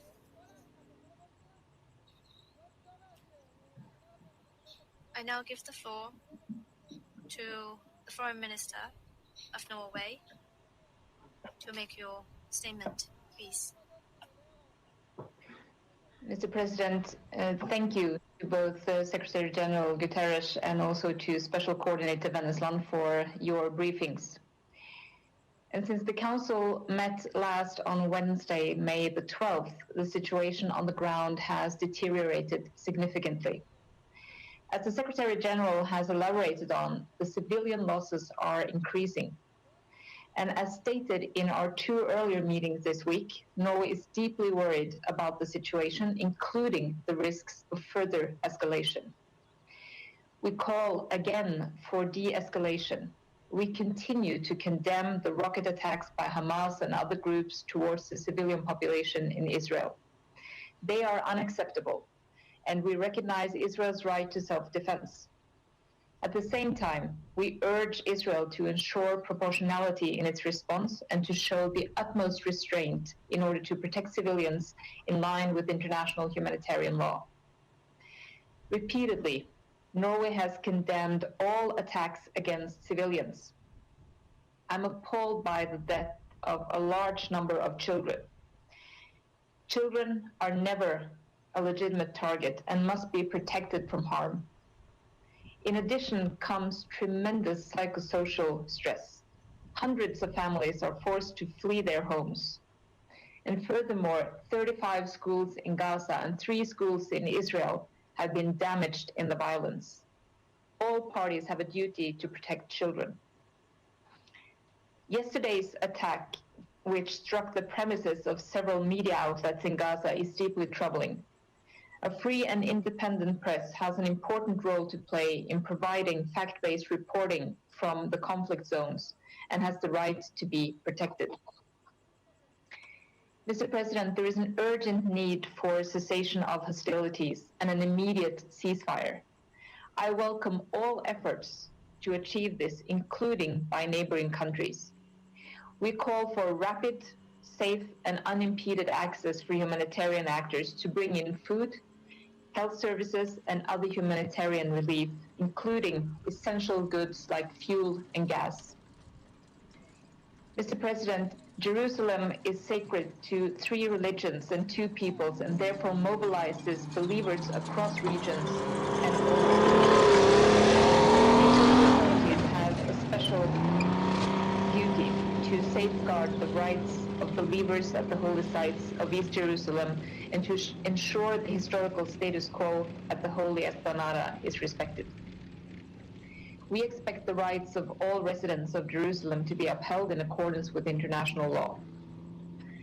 The events now unfolding in Gaza do not happen in a vacuum. We also therefore have to address the underlying issues of the crisis. The risk of forced evictions in Sheikh Jarrah and Silvan neighborhoods in East Jerusalem is fueling the conflict and contributing to a further escalation of an extremely tense situation. As repeatedly expressed by this Council, most recently in Resolution 2334 in 2016, all measures aimed at altering the demographic composition, character, and status of the Palestinian territory occupied since 1967, including East Jerusalem, are illegal under international humanitarian law. And this includes forced evictions and confiscation of Palestinian property. Mr. President, as long as there is no peace and no two-state solution, civilians will continue to suffer. Renewed efforts to restart negotiations towards the two-state solutions are urgently needed. And in closing, let me again emphasize the importance of Council action. This is our 3rd Council meeting on the matter this week, and we're all fully informed about the developments on the ground. It is now vital that the Council speaks with one voice to address the situation. And Mr. President, Norway stands ready to work with all Council members to find suitable language for expressing our deep concern for the situation, calling for an immediate cessation of hostilities and a ceasefire, and reconfirming our support for the two-state solution. Thank you, Mr. President.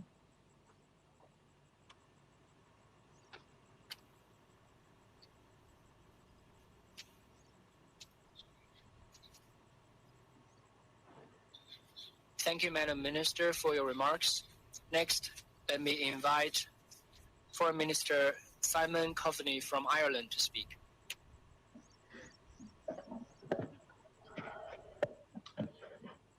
Mr. President, thank you for convening today's meeting, which Ireland strongly supported.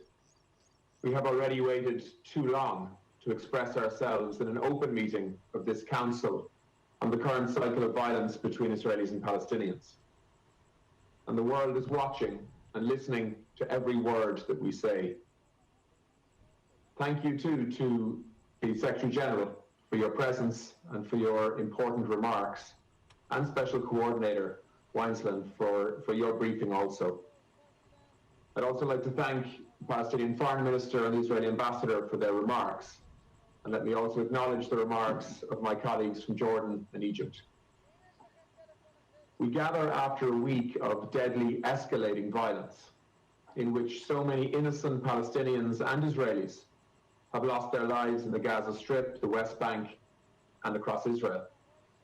And our thoughts are with their families, and all of those whose lives have been blighted by hatred and yet more violence. Every day we delay in assuming our responsibility at this Council is another day lost in saving innocent lives. So let us send a clear and united message from this Council today that the cycle of violence and bloodshed needs to end now. I echo the Secretary General's calls for de-escalation, and I reiterate his call for an immediate end to violence. The last week is the latest tragic cycle in a conflict whose reoccurrence shames us all at the United Nations and as an international community. The violence, trauma, and killing reminds us again of the consequences of our collective inertia and enduring failure to achieve a political resolution to this conflict. We in Ireland know, like so many other countries, that the most intractable conflicts require the greatest collective response. This Council must exercise its responsibility. It should start today by adding its voice to the calls around the world for an end to violence and progress towards a just and lasting peace. Mr. President, responsible leadership on all sides must now urgently work to reduce tensions and prevent further attacks. We call today on all parties to refrain from violent and provocative acts, including rockets and incendiary devices launched from Gaza into Israel by a terrorist organization, indiscriminately targeting civilian populations and infrastructure. However, Israel must abide by the provisions of international humanitarian law, particularly in relation to the protection of civilians, including when exercising the right to self-defense. Ireland calls on Israel to ensure that its security forces act in full respect for the principles of proportionality, distinction, and precaution in the conduct of military operations. Accountability must be ensured for the actions of the Israeli security forces. Mr. President, the plight of children in this conflict is reprehensible. Over 55 children from as young as 6 months have now lost their lives, and many others are missing, as UNICEF has confirmed again this morning. In addition to the tragedy of these killings and injured, no child anywhere should have to endure the trauma of an onslaught of rockets and missiles. All violations against children must end, including and in particular attacks on schools. Children must never be made prisoners of history, and that is exactly what is happening right now. Humanitarian access into Gaza must be ensured, especially through the Erez and Karim Shalom crossings. Israel, as the occupying power, is duty-bound to ensure unimpeded access to humanitarian assistance. The United Nations and humanitarian partners must be permitted to bring in vital food, fuel, and medical supplies, and to deploy humanitarian personnel. We urge all parties to ensure the safety and security of humanitarian personnel. All parties must adhere to international humanitarian law and respect for human rights. The destruction of homes and damage to vital infrastructure such as roads, electricity networks and water installations is unacceptable. I'm very concerned that UNRWA buildings were damaged during the military operations in Gaza. UNRWA plays a vital humanitarian role in Gaza and needs to be protected and never targeted. I pay tribute today to the dedicated staff of UNRWA and other UN agencies and NGOs who provide critical services and support even in the most harrowing of circumstances. I also emphasize the importance of media freedom and the essential role played by journalists and the press in reporting on conflicts like this one. And I condemn in the strongest terms yesterday's strike, which destroyed media outlets. Freedom of expression and information and the work of journalists must be protected without exception. Ireland remains gravely concerned at the clashes and violence in East Jerusalem, including around the holy sites and across the West Bank. We are deeply disturbed by the reported use of live ammunition by Israeli security forces in the context of protests and clashes. There is a right to peaceful protest, and that does need to be upheld. This week has also seen tragic incidents of inter-ethnic violence, intimidation, arson, and even loss of life in the mixed cities of Israel. Such clashes serve the interests of no one except those bent on exclusion, violence, revenge, and extremism.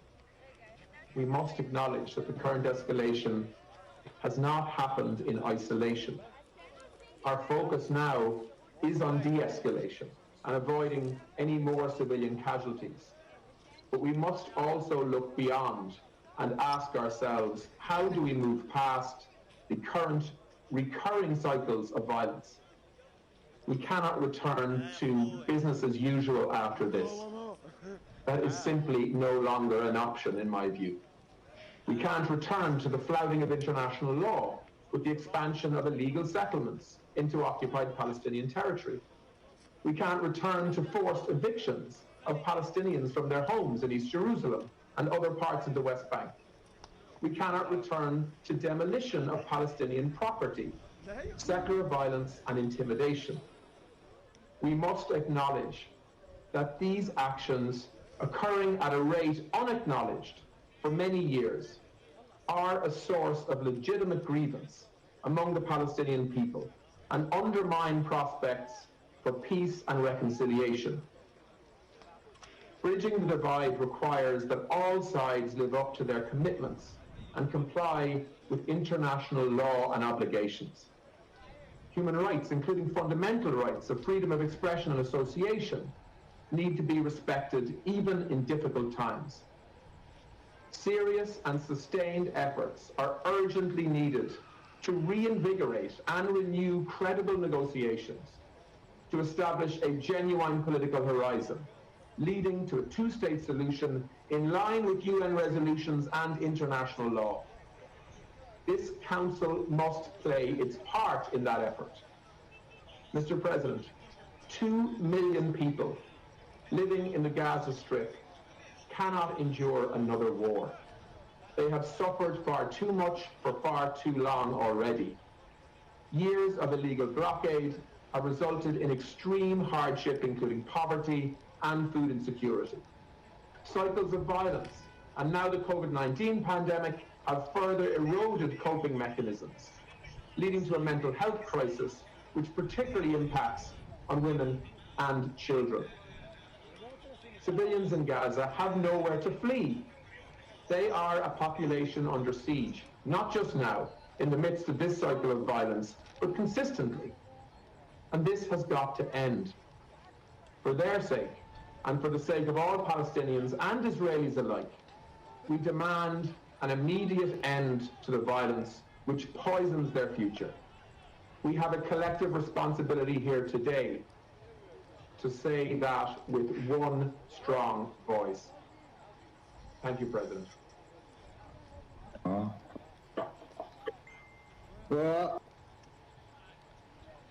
I thank His Excellency Mr. Coveney for his statement. I now give the floor to Her Excellency Ms.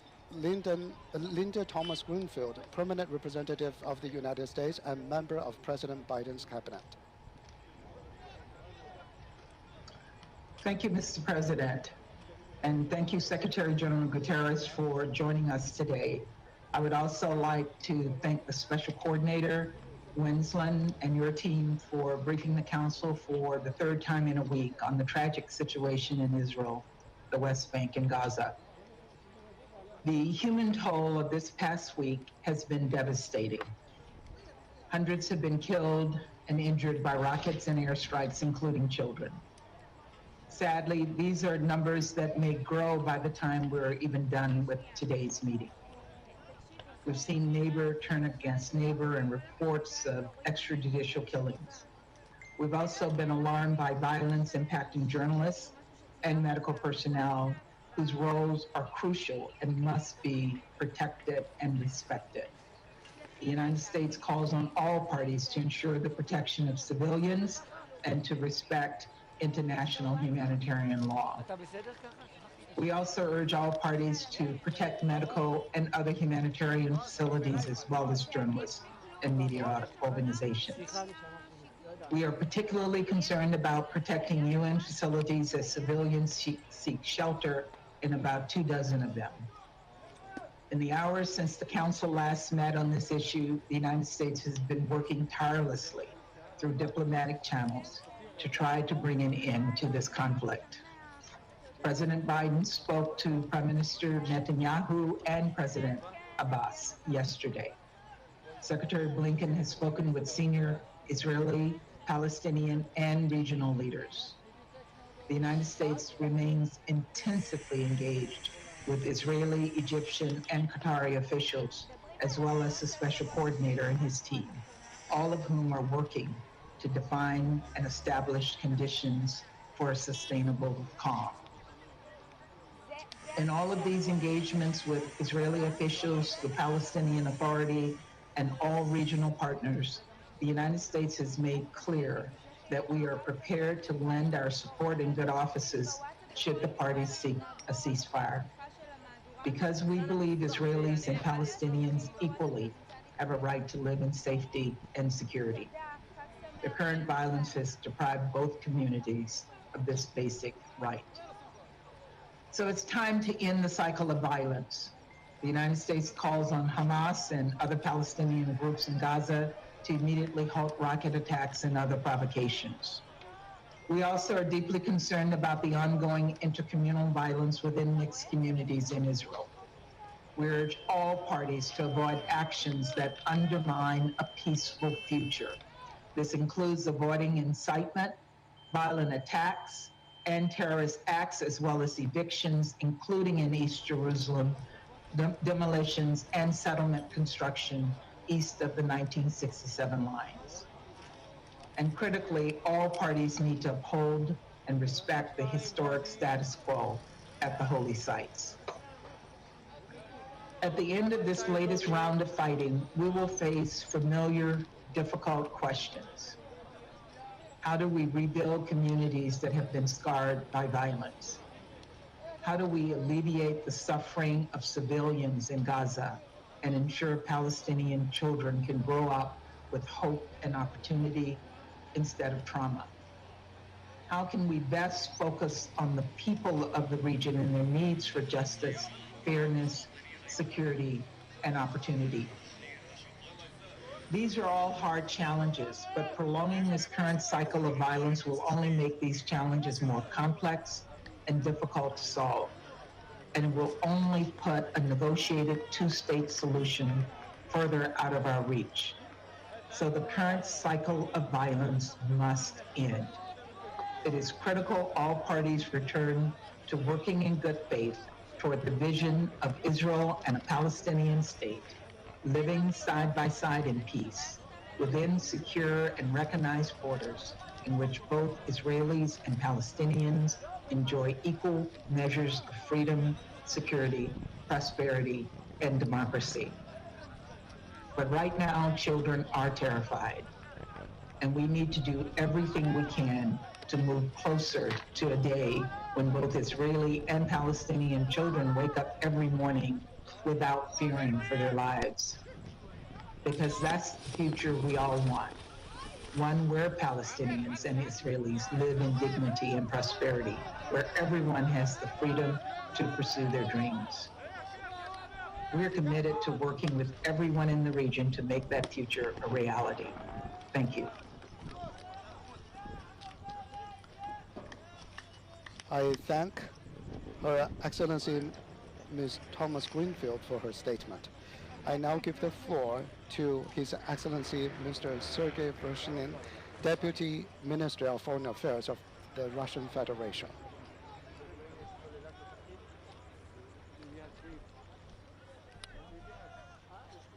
Mr. President, Secretary General of the United Nations, ladies and gentlemen, we thank the Chinese delegation for convening today's meeting of the Security Council in order to consider the grave crisis in Palestinian-Israeli relations. The danger that it poses extends far beyond the borders of the region. The rapid deterioration of the situation in the zone of conflict, which has resulted in armed confrontation and numerous human casualties, is a source of deep concern in Moscow. We express our sincere condolences to the families of those killed and injured. We decisively condemn the use of force and violence against civilians in both Israel and Palestine.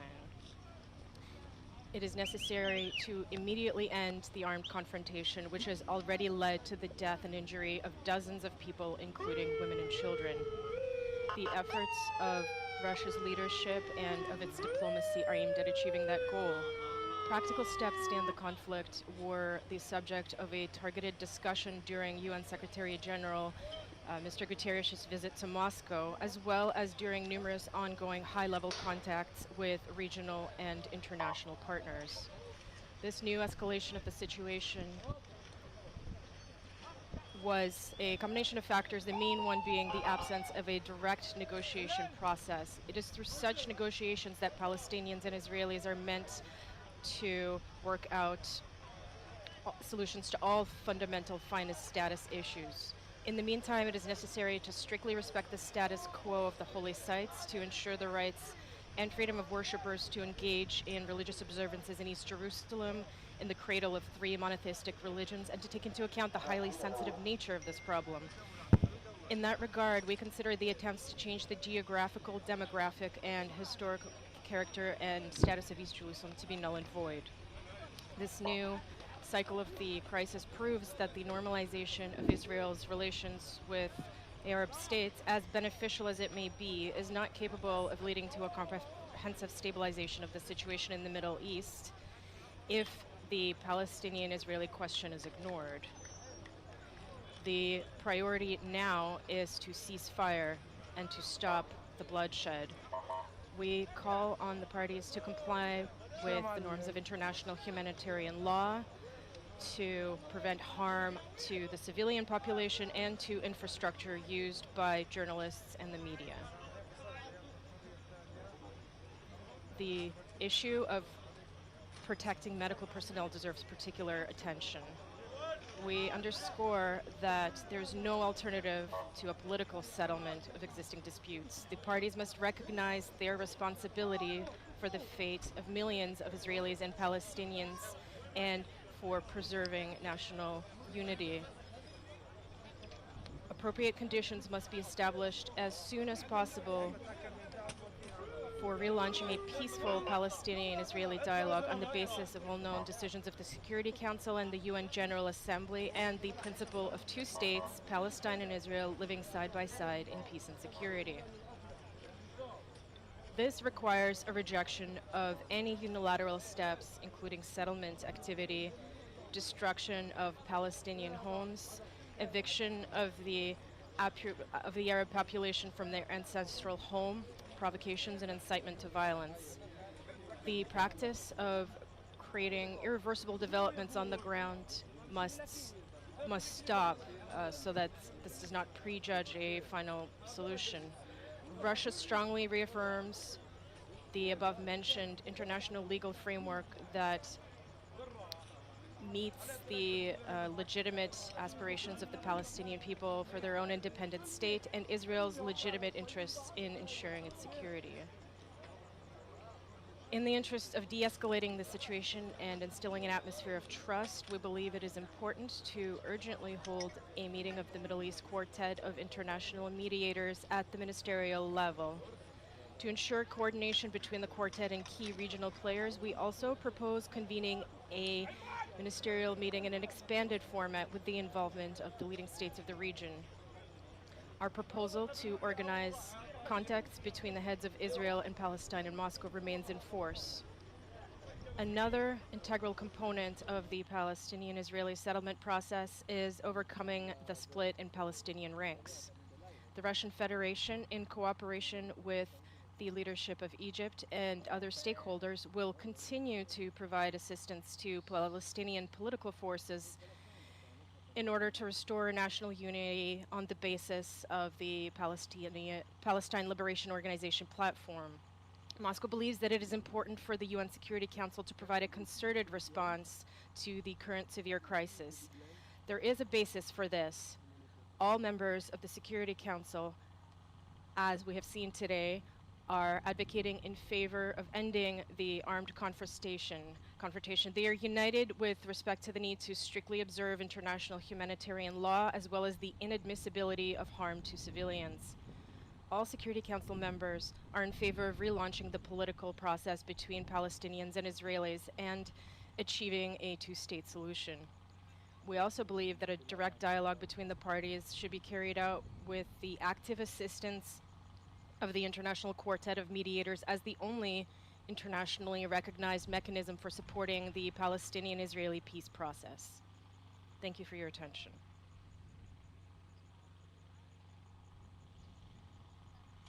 Okay.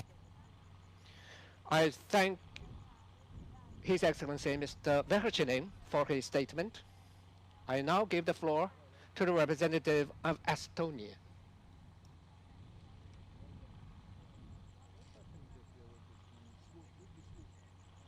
Thank you, Mr. President.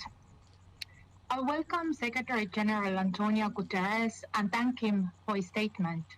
I also thank Special Coordinator Venesland for his briefing.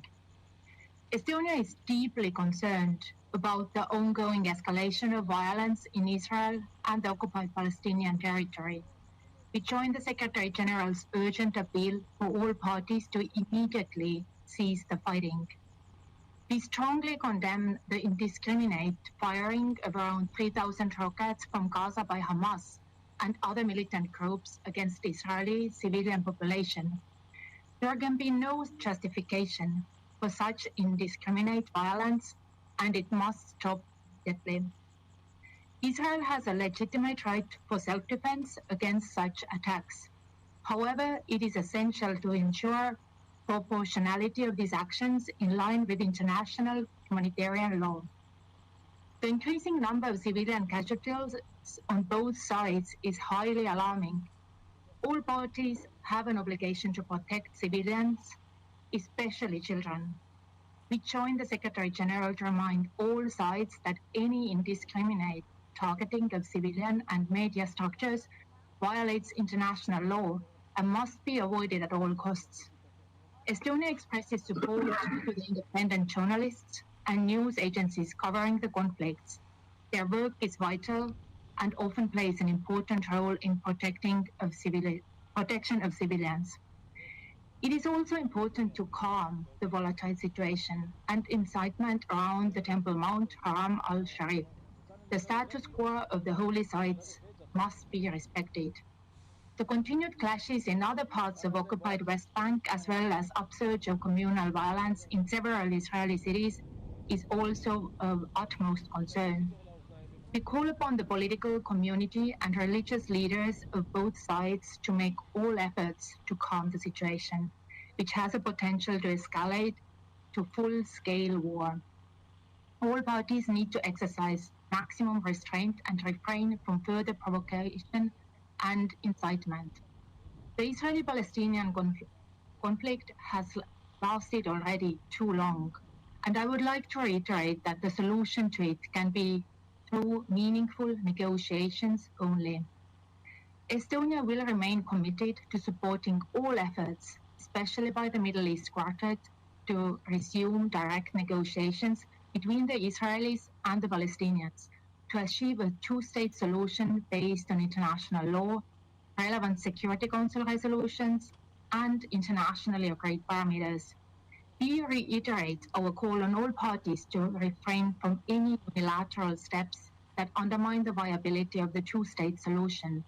We welcome the mediating efforts and strong calls by the UN and other international and regional actors to de-escalate the situation. We also welcome organizing this open debate, and we call for a continued active engagement of this council to address this situation. Thank you. I thank the representative of Estonia for her statement. I now give the floor to the representative of Vietnam. Presidency for organizing this very timely open debate. I greatly appreciate Secretary General Antonio Guterres for his strong commitment to the peace in the Middle East. And I thank Special Coordinator Stolgan Estland for his very informative briefings. I welcome the representatives of Palestine, Israel, Jordan, Egypt, Algeria, and the League of the Arab States to our meeting today. Mr. President, it is the third time of the week the Security Council members are convening for the ongoing crisis. Vietnam joins with other members in expressing our grave concerns about the escalation of tension between Israeli and Palestinians, the rising number of casualties of both sides, and the massive destruction of objects indispensable to the survivors of civilian population. We condemn indiscriminate and disproportionate attacks on civilian and civilian objects. These serious violations of international humanitarian law are unacceptable. While it is important to address both immediate and root causes of the situation, it is number one priority now is to stop violence. We urge all parties to immediately cease fire, put an end to all acts of violence, and refrain from any action and rhetoric that could further complicate the situation. Provocation and incitement will only add fuel to the fire and ignite further violence. It is the security interest of all sides to de-escalate and not to issue any ultimatum or threat of war. Again, we call on Israel to stop the use of excessive force and all unilateral activities. It is equally imperative that stated quo of the holy site in the Jerusalem be upheld and respected. On the humanitarian front, the 2 million people in Gaza have been living in a dire condition even before the first round of bombardment. Thousands of people are fleeing their home to find shelter in UNRWA school and amidst soaring cases of COVID-19 pandemic. Gaza's healthcare system, which has long been plagued with shortage of medical supplies, doctors, and electricity, is now facing the impossible task of tending to the mounting number of people wounded in the attack. The fact that Gaza is running out of the fuels for its electricity generator is very worrying in every aspect. Hospitals and access to water and sanitation services depend on electricity. Our thoughts are also with the aid workers on the ground who are risking their lives to help the people in need. We appreciate UNRWA and its organization in Gaza for their hard work in the context of the deadly conflict. We call on all parties to ensure unimpeded humanitarian access to people in need now. We urge all parties, especially Israel, to respect international humanitarian law and exercise maximum restraint. Gaza is one of the most densely populated area in the world. All necessary measures must be taken to ensure the security, safety, and legitimate interest of the civilian, and to avoid attacking civilian objects and the object indispensable to the survival of the civilian population as provided by international law and relevant resolution of Security Council, including Resolution 2573. Mr. President, now that the situation is on the brink of all-round war, we call on all international and regional actors, especially the Quartet, and those who have influence to the party in the conflict, to double their efforts to avoid the scenarios of the recurrence of the 2014 catastrophic war. In this regard, we highly welcome the most recent engagement by international and regional partners in the last few days to foster de-escalation. We reiterate our strong support for the special coordinator in discharging his heavy duty in this date and encourage all parties to support and work with him. Mr. President, the ongoing crisis once again underscored the urgent need for a just, a comprehensive and sustainable settlement of the longest running conflict in the world's contemporary history. We once again emphasize that conflict must be resolved through peaceful means, and we reiterate our position that the only viable way forward is the two-state solution, including the establishment of the State of Palestine with East Jerusalem as its capital, that peacefully coexisted alongside with the State of Israel, with secure and internationally recognized border on the basis of the pre-1967 line and negotiated settlement, and in accordance with the international law, the UN Charter, and relevant UN resolution. Lastly, we reiterate our position that it is the time to end the cycle of violence, and it's the time for the Security Council to have one and strong voice on the issues. Thank you, Mr. President.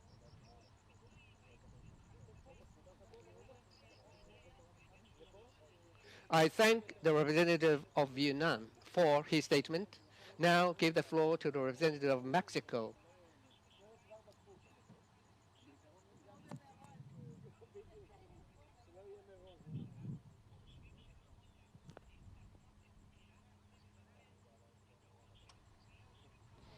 Thank you very much.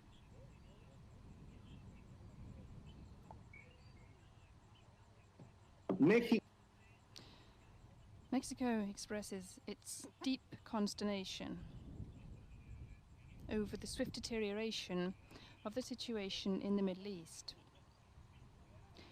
whilst thanking the presidency,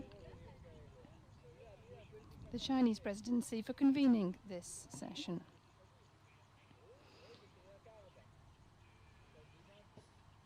This was an imperative session in view of the increase in civilian victims in Israel and in the occupied Palestinian territory, in particular in Gaza. These made this meeting absolutely necessary. My delegation deplores the deaths of civilians, many of them minors, as a result of recent clashes. We reject any act which jeopardizes the security of civilians, whether Palestinian or Israeli. Indiscriminate attacks, incendiary rhetoric, and provocations merely feed into the spiral of violence. Although the situation on the ground is worsening every day, this Council has still been incapable of speaking out. The Secretary General, the Quartet, various international entities and various states have done so, some of them very clearly, and all of them in a timely way.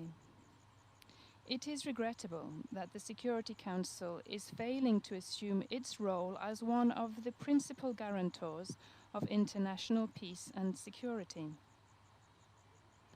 It is imperative for this Council to speak up with one voice, to seek to bring an end to the violence of recent days, to call for the urgent protection of civilians, with full respect for international humanitarian law and dialogue between the parties, as the only possible solution. The various bilateral and multilateral efforts are not mutually exclusive. Quite the contrary, they mutually complement and reinforce one another. The Security Council must clearly express its unequivocal support for the work of the Special Coordinator and the Quartet, whilst backing bilateral mediation efforts. Nothing can justify the violent interruption of religious services. Attacks in churches, synagogues, mosques, or other places of worship are deplorable under any circumstances. Jerusalem must be a space for harmonious coexistence of the three monotheistic religions. We urge the Israeli authorities to protect and respect the freedoms of worship, association and movement, in line with the respective resolutions of both the General Assembly and the Security Council of the United Nations. We reiterate our condemnation of the disproportionate use of force by the Israeli forces in the Gaza Strip, used against civilian infrastructure and communication media, and we launch an urgent call for respect for international humanitarian law. In this regard, we categorically condemn strikes with missiles and incendiary objects fired by Hamas and other organizations from Gaza into Israel. Of great concern is the increase in tension and intercommunity violence in various places in Israel.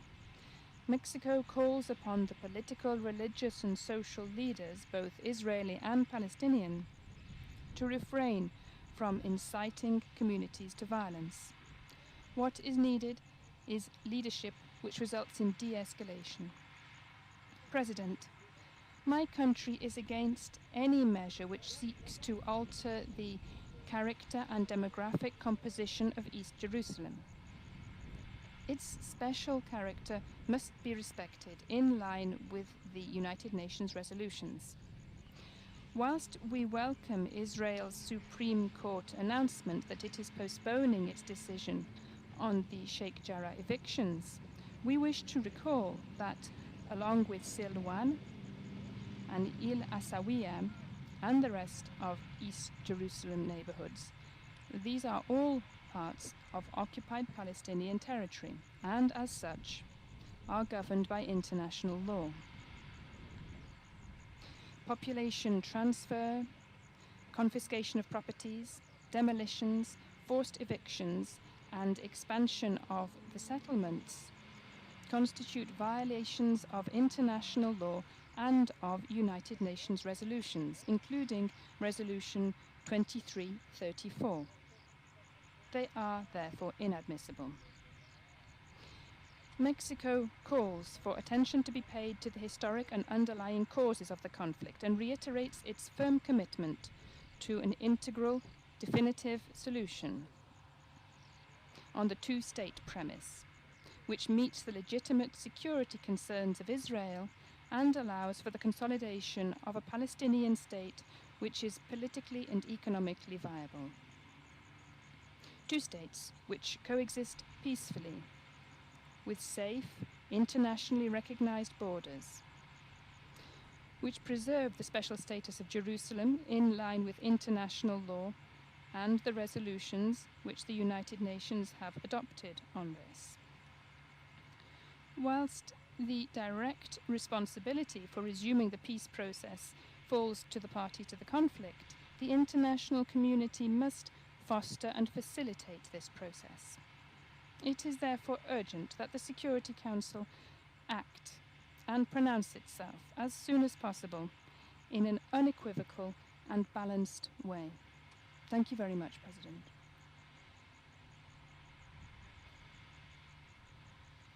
I thank the representative of Mexico. I shall now give the floor to the representative of Kenya. Thank you, Mr. President, for convening this open debate. That we're having the third discussion on this matter in a week is an indication of its importance to the international community. Kenya thanks the Secretary General for his efforts to urge de-escalation and focus on the impact of the violence on civilians. I also thank Mr. Wennesland for his continued briefings and efforts. I further welcome the contributions of the distinguished representatives of Israel, the observer state of Palestine, as well as Jordan and Egypt. Mr. President, Kenya has consistently supported diplomatic negotiations conducted in an environment of peace to achieve a two-state solution in which Israel and Palestine live within secure and recognized borders in accord with the June 1967 borders. The escalation of violence in Jerusalem, Tel Aviv, the West Bank, and the Gaza Strip, beyond its high human costs, is reversing any progress toward the ultimate aim of a permanent and secure peace. Kenya sends its condolences to the families and communities who have lost their loved ones.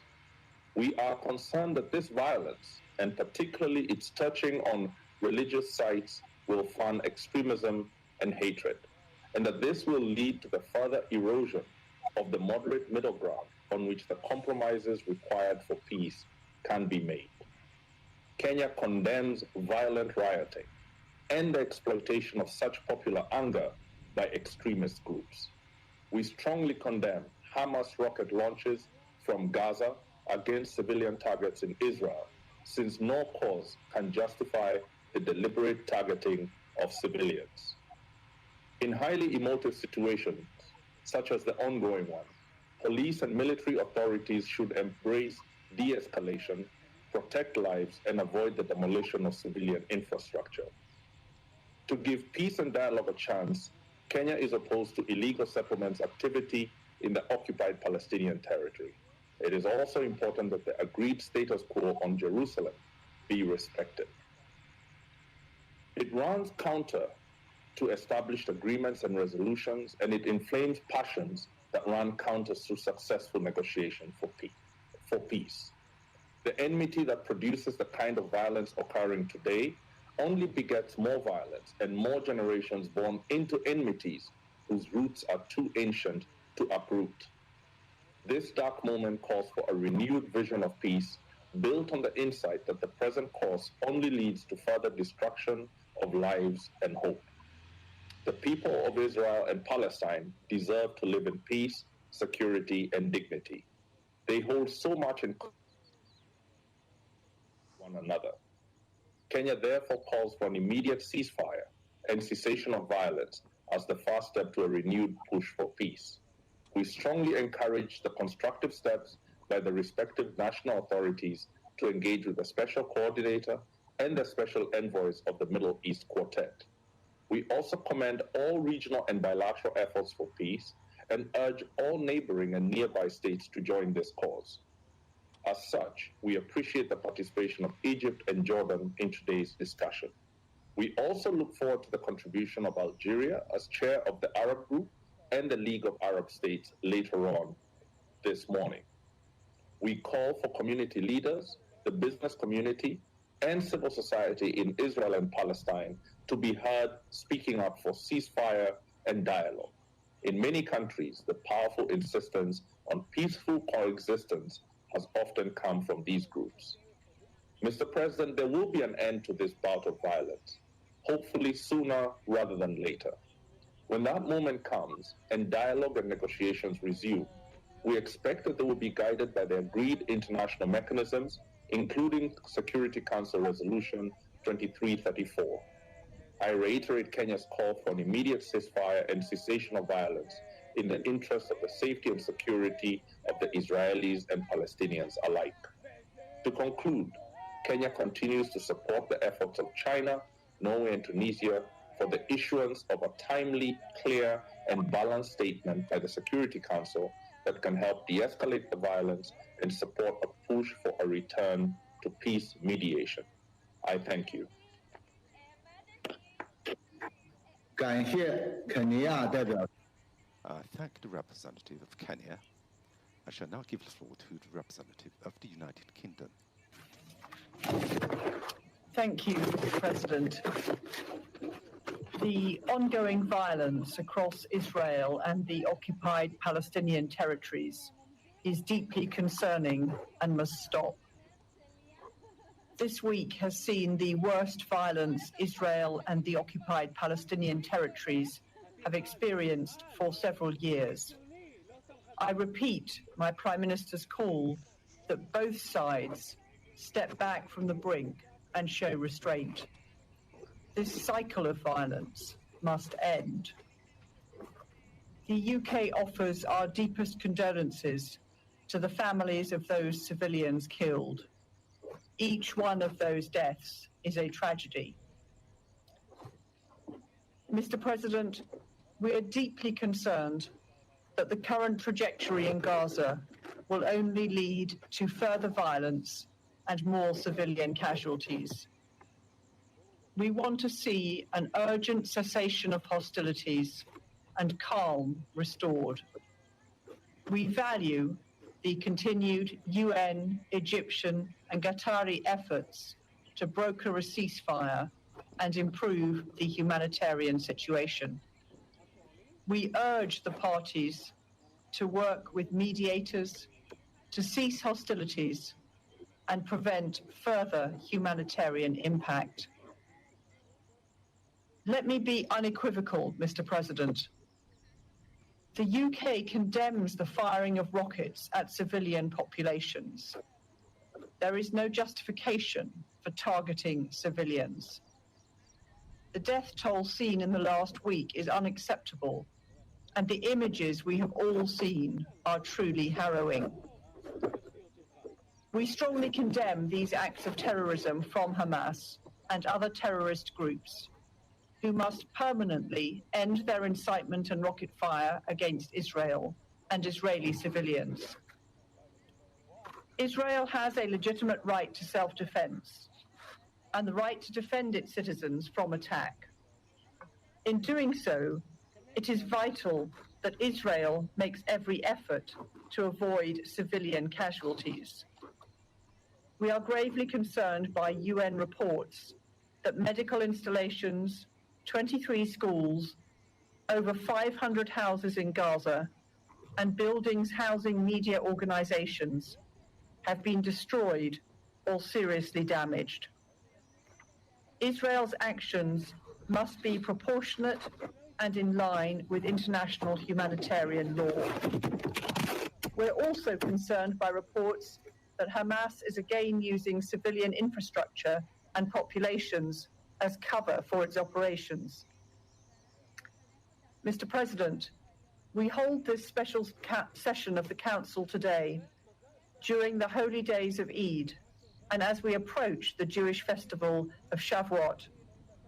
The UK is clear, Mr. President, that violence against peaceful worshippers is unacceptable and must stop.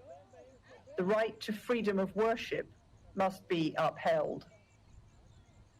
The historic status quo in Jerusalem is important at all times, but especially during religious festivals.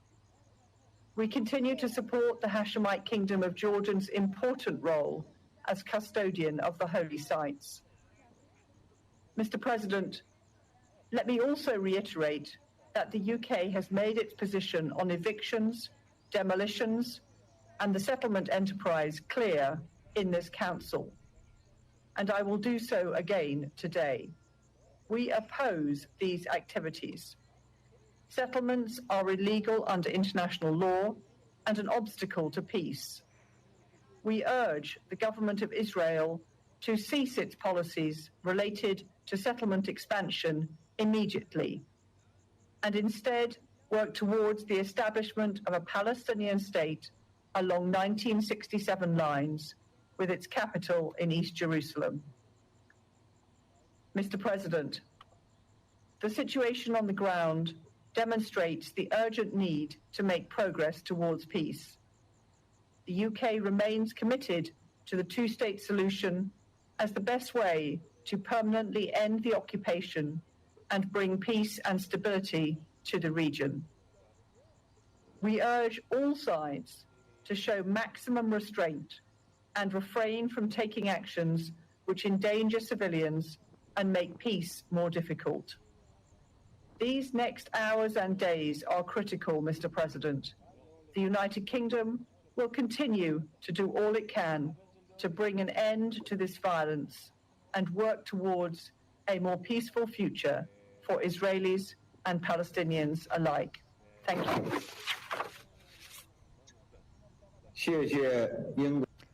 I thank the representative of the United Kingdom for her statement. I give the floor to the representative of India.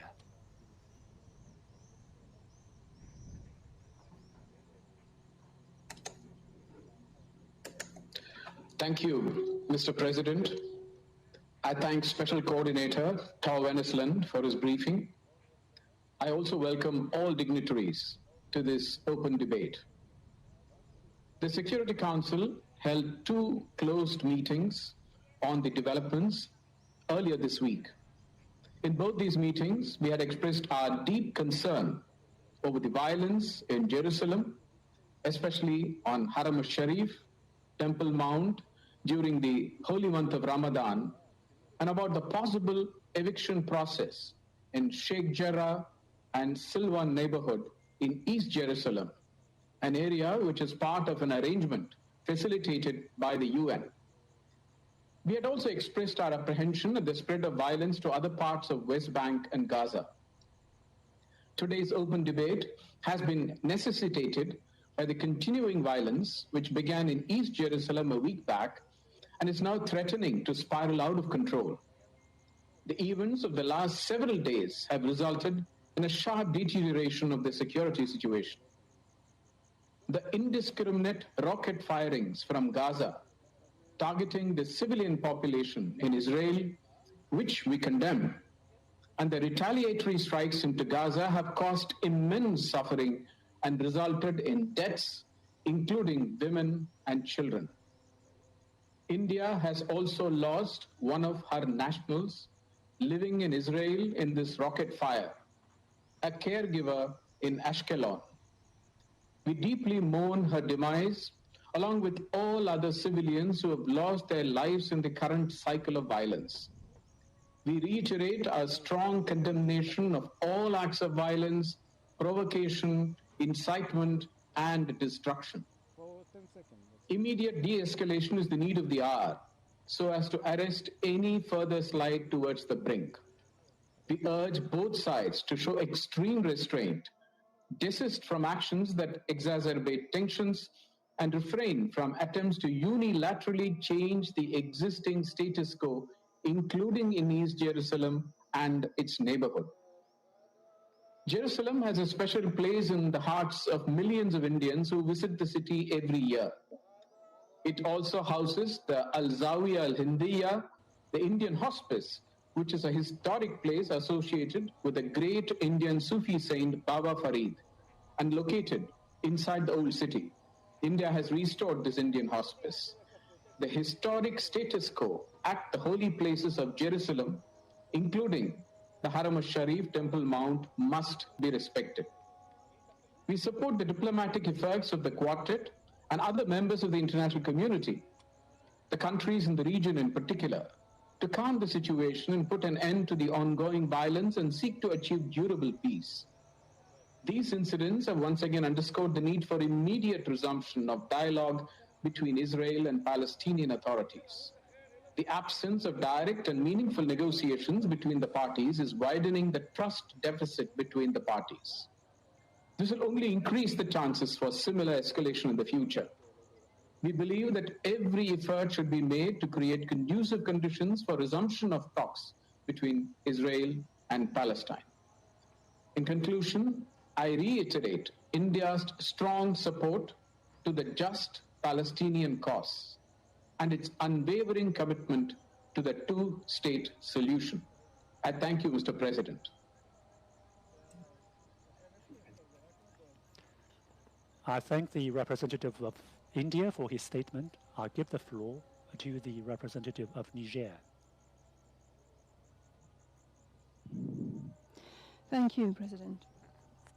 I thank the Special Coordinator, Mr. Tor Wennesland, who, for the third time this week, has given us an extremely enlightening briefing on the situation in the occupied Palestinian territories. I also thank him for all his efforts to halt the current violence in Palestine. I should also like to thank the Secretary General for his tireless efforts and for his participation in today's meeting. I also welcome the presence of the distinguished ministers and representatives of the countries concerned by this crisis.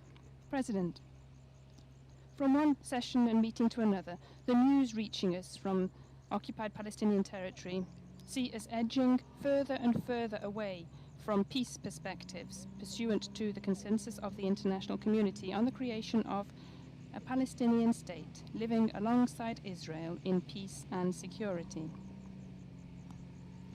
Niger remains deeply concerned by the recent developments, with a resurgence in violence between Israel and Palestinians and the outbreak of inter-community violence in Israel itself.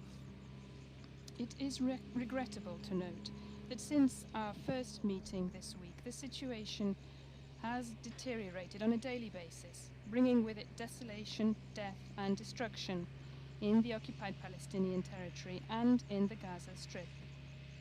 Due to the Israeli shelling, which is responded to with rocket fire from Palestinian militants.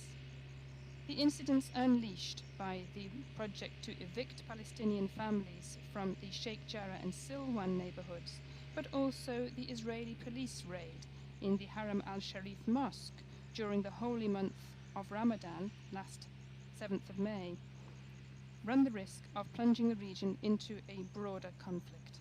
Our disquiet is all the greater given the risk of internationalization of this crisis, which is increasingly likely upon the basis of information suggesting an imminent ground offensive by Israeli troops in Gaza and missile strikes from Lebanon towards Israel. To date, there have been over 10 deaths on the Israeli side and almost 140 deaths, including 39 children and 22 women, as well as enormous material damage and over 10,000 displaced persons, either because of the destruction of their homes or simply because they are seeking refuge in schools, refugee camps, and other United Nations premises, which, alas, are themselves not spared, as we have seen. Civilians on either side must be protected, irrespective of their origin, race, or religion, in line with international humanitarian law and the relevant resolutions of the Security Council for their protection during conflict. The case of the airstrike in the Shati refugee camp, leading to the death of 8 Palestinian children, is simply shocking and unacceptable. My delegation calls for an immediate halt of hostilities. We deplore this violence and other violations of human rights and international humanitarian law and call for their immediate cessation. Here, as elsewhere, it is important that all those guilty of serious abuses are made answerable for their acts. President, whilst Israel and the State of Israel has rights to protect and defend itself, we must also acknowledge the same rights for Palestinians. They have been undergoing the occupation and the effects of unbridled settlement for over 54 years. We cannot keep calling for respect for human rights and international humanitarian law everywhere else and refrain from doing so when it comes to Israel. It is simply not logical for defenseless populations living under the yoke of brutal occupation to resign themselves to eternally sitting back and waiting in the face of the inertia of the international community. President, just as we cannot cure a disease by tackling its symptoms, we cannot resolve the Israeli-Palestinian crisis merely by stopping the current violence. How many times have we already done that? The real solution is to bring Israel to halt its policy of settlement in the Palestinian territories, with its share of confiscation, eviction, destruction, and bullying and humiliation of all kinds. The true solution, I say, is to have the courage to establish the conditions to allow for an independent, viable Palestinian state within the 1967 borders, living side by side with Israel and with East Jerusalem as its capital, pursuant to the relevant resolutions of this Council and the General Assembly. In this regard, we welcome the intense diplomatic efforts undertaken by the United Nations through the Special Coordinator, Mr. Tor, Wennesland, the Middle East Quartet, and other relevant stakeholders to bring an end to the hostilities and the bloodshed, so as to allow some respite for the civilians trapped in this new conflagration of violence and to relaunch the peace process.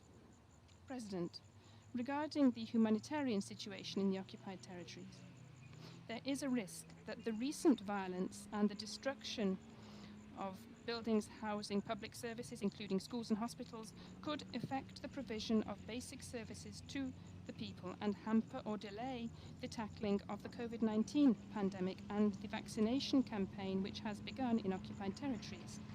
There is also a risk of an increase in the virus infection rate because the people are more concerned with ensuring their physical safety in the face of shelling than with observing the barrier measures against the spread of the virus.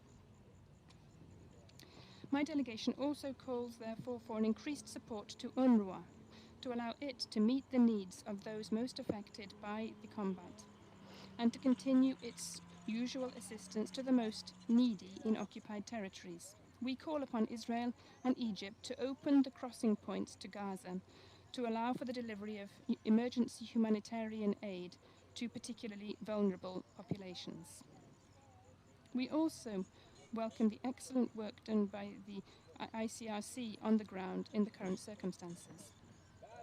President, to conclude, the Security Council must show itself capable of assuming its primary responsibility, enshrined within the Charter of our organisation, by ensuring the implementation of the two-state solution pursuant to Resolution 2334. It is time to act, because if we allow for the creation of Bantustans rather than a viable, independent Palestinian state, we will have sown the seeds of the perpetuation of hatred, violence and human suffering in this marvellous region, the cradle of the three monotheistic religions. This time, the Council is facing a true test of its credibility and authority. We must all, united, redouble our energy and imagination to support and encourage the parties to commit resolutely to the path of peace. We must therefore continue to lend our firm support to the Special Coordinator and to all the other stakeholders who are working tirelessly to advance the peace process in the Middle East. I thank you, President. I thank the representative of Niger. I now give the floor to the representative of St. Vincent and the Grenadines. Thank you, Mr. President, and thank you for organizing this open debate today.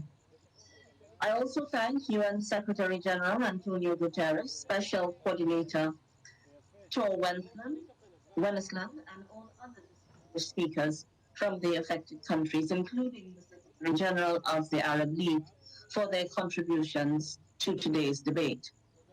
Mr. President, the painstaking quest for peace in the Middle East is gravely imperiled by the Israeli military campaign against the state of Palestine. At this critical juncture, we must show a common resolve to ease tensions and assist both Israel and the state of Palestine towards a two-state solution based on the principles of international law and parameters laid out in the Security Council and General Assembly resolutions. In recent days, we have witnessed the most severe outbreak of violence since the 2014 war against Gaza. Given our responsibility for the maintenance of international peace and security, the Security Council, as a matter of principle and of morality and international law, must not remain silent on this issue. We must do all we can in accordance with our charter mandate to find a solution, with the hopes that future generations of Palestinians and Israelis can be unshackled from this painful cycle of occupation and violence. We welcome the efforts of individual states, particularly members of the Middle East Quartet, to de-escalate tensions, and we urge all members of the international community to spare no effort, and injured some others are unacceptable. St. Vincent and the Grenadines unequivocally condemns these actions, and we reiterate our call for the occupying power to cease its military aggression against Palestinians. To be sure,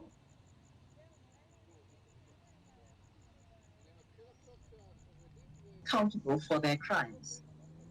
The right to self-defense cannot cloak the wrongs of the party that fired the first shots and is using military capability far beyond that of the weaker party.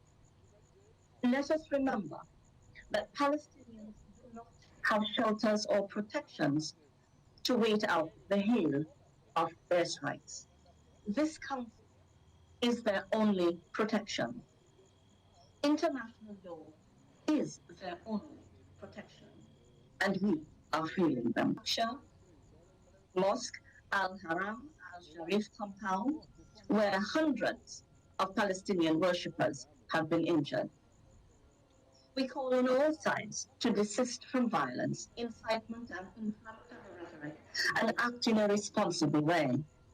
We also reaffirm that Jerusalem remains the holy site of the three monotheistic religions, to be treasured by all of humanity, and we reject any unilateral attempt to change its historic status. St. Vincent and the Grenadines remains deeply concerned about the potential eviction of Palestinians from their homes in occupied East Jerusalem, including families in the Sheikh Jarrah and Silwan neighborhoods of the city. The ongoing occupation of Palestinian territories constitutes a flagrant violation of international law and remains a significant threat to lasting and comprehensive peace. Yet again, St. Vincent and the Grenadines calls on Israel to cease all settlement activities and to abide by its legal obligations and responsibilities under international humanitarian law and the Fourth Geneva Convention.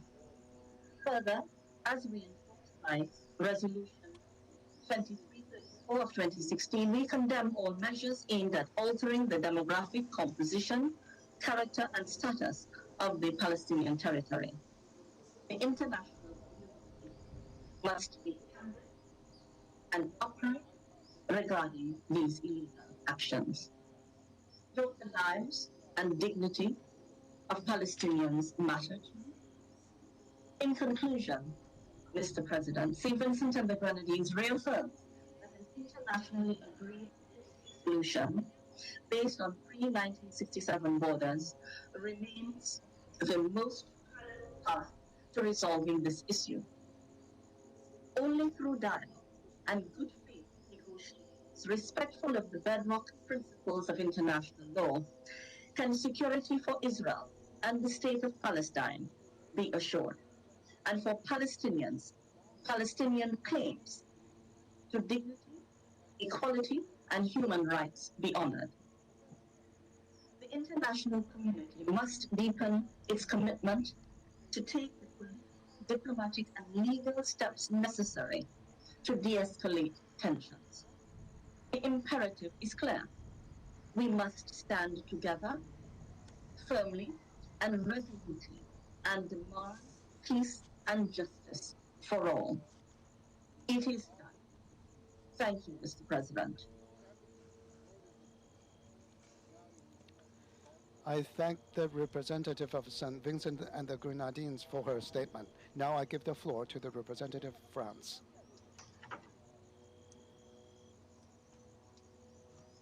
Mr. President, I welcome the participation of the Secretary General as well as several ministers today, and I thank the Special Coordinator for his briefing.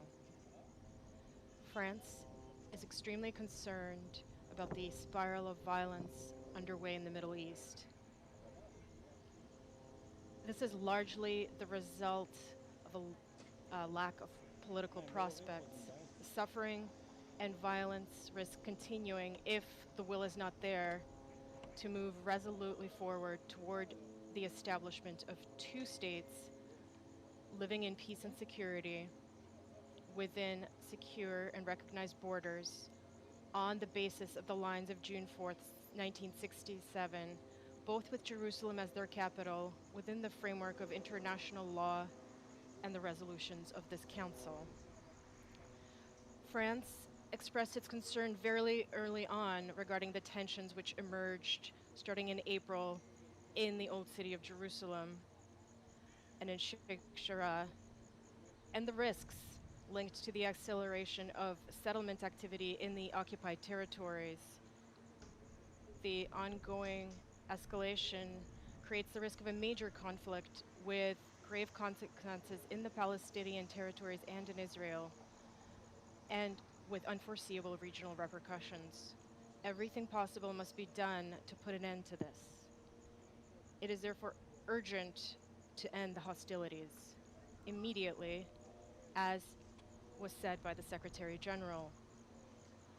We are particularly worried about the high number of civilian casualties on both sides, especially children. Our thoughts today are with their families and loved ones. We strongly condemn the firing of rockets at Israel, responsibility for which has been claimed by Hamas and other terrorist groups. This is unacceptable and must stop immediately. This indiscriminate fire is contrary to international humanitarian law, and it puts the Israeli population in grave danger. And I reiterate that France will never compromise on Israel's security. France recognizes Israel's rights to self-defense, but it calls on the Israeli authorities to exercise the utmost restraint and to act in strict compliance with international law and international humanitarian law. France is gravely concerned about the fate of the civilian population in Gaza, already severely affected by the blockade. We call on all parties to ensure access to aid and to protect humanitarian and medical personnel, as well as ambulances. We support UNICEF's call to act to protect children, and we also call for the protection of journalists and for full respect of freedom of the press. The ongoing clashes in East Jerusalem and the West Bank, as well as those in Israel, are of great concern. All provocative statements and calls to violence must stop. We call on all parties to exercise restraint. Measures to restore calm in Jerusalem must continue. This includes full respect for the 1967 status quo in the holy sites and the end of all settlement activities, including the eviction of Palestinian families from East Jerusalem, including Sheikh Jarrah, which is contrary to international humanitarian law. We condemn settlement activity in all its forms. Finally, the rocket fire from southern Lebanon and from Syria is a particularly worrying development. We warn everyone of the regional consequences of an escalation in northern Israel. France has stepped up its engagement with relevant stakeholders over the past few days, and France will continue to work actively for peace. President Macron, to that end, has held talks with the Israeli Prime Minister and the Palestinian President in order to facilitate a return to the ceasefire in Gaza and in order to restore calm in Israel and the Palestinian territories. In the coming days, he will also be holding talks with President Sisi. The Minister for Europe and Foreign Affairs, Jean-Yves Le Drian, is also stepping up his contacts with his counterparts on this subject. He has already spoken to his Israeli, Palestinian, Jordanian, and Egyptian counterparts in recent days and France intends to continue these contacts going forward in the coming days. Faced with the risk of a major security and humanitarian crisis, we also give our full support to the special coordinator and to all ongoing mediation efforts, in particular those of Egypt. The priority is a return to the ceasefire as soon as possible, and the escalation we are witnessing once again underscores the urgency of relaunching the peace process by promoting the resumption of negotiations between the parties. Only the two-state solution will make it possible to meet the aspirations of both parties and ensure lasting peace and stability in the region. It is time to work on its implementation by rebuilding trust. That is the goal of France's efforts, together with its German, Egyptian, and Jordanian partners, and of the meeting organized in Paris on March 11 by the Minister of Europe and Foreign Affairs with his counterparts from those countries. Mr. President, faced with the gravity and urgency of the situation, this Council must unite to launch a unanimous call for a swift cessation of hostilities. This is the only priority today, and it is our collective responsibility. Thank you. I thank the representative of France for his statement. I now give the floor to the representative of Algeria. شكرا سيد الرئيس. سألقي هذه. Thank you, Mr. President. I am taking the floor on behalf of Mr. Sabri Boukadjoum, the Minister of Foreign Affairs, who asks you to forgive him for his absence at this meeting due to other commitments. Mr. President, on behalf of the Arab Group, allow me first of all to express our sincere thanks to China for the organization of this important meeting and to congratulate you on your presidency of the Council in this month of May. I would also like to thank Mr. Antonio Guterres, the Secretary General of the United Nations, for his statement, as well as Mr. Tor Venesland, the Special Coordinator of the United Nations for the Middle East peace process, for his thorough briefing. Our meeting today is taking place at a time when crimes and Israeli attacks on the lives, the holy nature and the property of the Palestinian people are continuing in the occupied city of Jerusalem, including the brutal Israeli aggression with the aim of displacing Palestinians from their homes and property in Sheikh Jarrah and the remaining districts of the city, as well as other brutal attacks against the faithful in Al-Aqsa Mosque. This is compounded by continued bombing in the Gaza Strip that has killed hundreds of people, including many women and children, in addition to heavy losses in infrastructure. The Arab Group once again reaffirms that the Palestinian question was and remains the central issue of our concern, that occupied East Jerusalem, the capital of the state of Palestine, is an integral part of the occupied Palestinian territory that has been occupied since 1967. This is also confirmed in Resolution 8660 of the Council of the League of Arab States, which met at the ministerial level in an extraordinary session on the 11th of May. The Palestinians, generally speaking, and the inhabitants of Jerusalem more specifically, have been subjected to a long and violent campaign throughout the holy month of Ramadan, in the face of deafening, terrible silence on the part of the international community that led the occupying power to persist in its settlement building policy, regardless of international law or any custom. And all of this led to a dangerous development of events in the Middle East which we hoped to avoid. Here, I would like to reiterate the firm condemnation of the Arab group of all of the crimes committed by the Israeli occupying force against Palestinians, in particular crimes that have affected the safety and security of Christian and Muslim holy sites and which have undermined the rights of Palestinians and their freedom of religion and belief. The group also condemns the excessive use of force against the Gaza Strip, which is still subject to a blockade. Consequently, we must note that any attempt to change the facts or to reverse them or manipulate them by trying to present the perpetrators of the crime as being a victim is unacceptable. This latest escalation is the consequence of the strategy deployed by the occupying power with the aim of undermining peace and preventing the creation of a sovereign Palestinian state. This is what we have seen.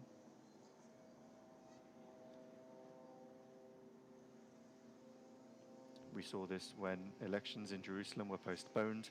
This had an impact on various different aspects of Palestinians' lives and helped exacerbate the crisis for the Palestinian people who are besieged and oppressed, and in particular for young people, due to the absolutely unacceptable living conditions of Palestinians who see no horizon, no prospects for the solution of the various problems they face. This is how we find ourselves in an unjustified impasse somewhere that we have been for years. Mr. President, the Arab group condemns the crimes and the arbitrary measures undertaken by the occupying power, which constitute a serious violation of United Nations resolutions, international law, and international humanitarian law. We call upon the United Nations and international organizations, relevant international organizations, including the Security Council, to shoulder their responsibilities, their legal, moral, and humanitarian responsibilities to bring an immediate end to this aggression and to provide international protection to the Palestinian people, to preserve their right to freedom of religion, whilst also maintaining security and peace in the region and the world. We also reiterate the need to preserve the historical legal status in East Jerusalem and Muslim and Christian holy places, including Al-Aqsa Mosque. We also underscore the importance of the historic Hashemite worship over holy sites in Jerusalem and affirm that the administration of the religious dotations of Jerusalem must continue under Jordanian worship, which is the only authority authorized of exercising this custodianship. Any attempt to undermine the status quo would only undermine things. The Arab group would like to underscore the importance of the role played by the Al-Quds Committee led by the Kingdom of Morocco in defense of the Holy City, and the support provided to the Palestinian people, and the importance of the efforts made by Bait al-Mal, which is affiliated to the Al-Quds Committee. The Arab group also considers that it is necessary to undertake a number of preliminary measures, practical measures, to achieve a comprehensive ceasefire as quickly as possible. We call upon the members of the Security Council to exercise all possible diplomatic means to put an end to the illegal practices of the occupying power, to ensure that things do not deteriorate further in the future.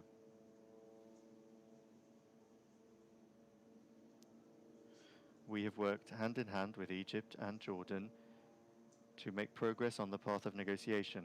The Arab group feels that the ceasefire is the first stage, which must be followed by a serious commitment from all parties, in particular the Quartet. We call upon the members of the Quartet to play a more significant role, working alongside the various parties, in particular the Secretary General of the United Nations, to answer the request of President Mahmoud Abbas to hold an international conference to relaunch the peace process. By way of a conclusion, the current events have once again confirmed the need for serious international action and rapid international action with a view to a resumption of the peace process in the Middle East by expanding and revitalizing the quartet to provide genuine political prospects to put an end to the conflict through a just and lasting solution that would lead to the creation of an independent and viable Palestinian state with East Jerusalem as its capital. This would also help stabilize the situation in the entire region in accordance with the relevant resolutions of the United Nations, in particular resolutions of the Security Council, and in accordance with the Arab Peace Initiative. Thank you for your attention.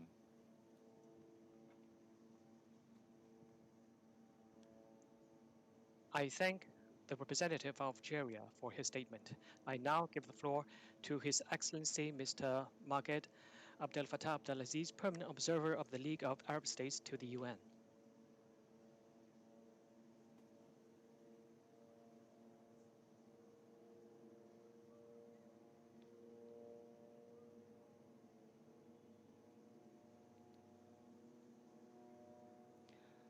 Mr. President, Your Excellency, the Secretary General, allow me at the outset to express the deep gratitude of the League of Arab States for the ample effort of the People's Republic of China and its permanent mission during its presidency of the Security Council for this month, so that the Council can assume its aspired role in maintaining international peace and security in the Middle East.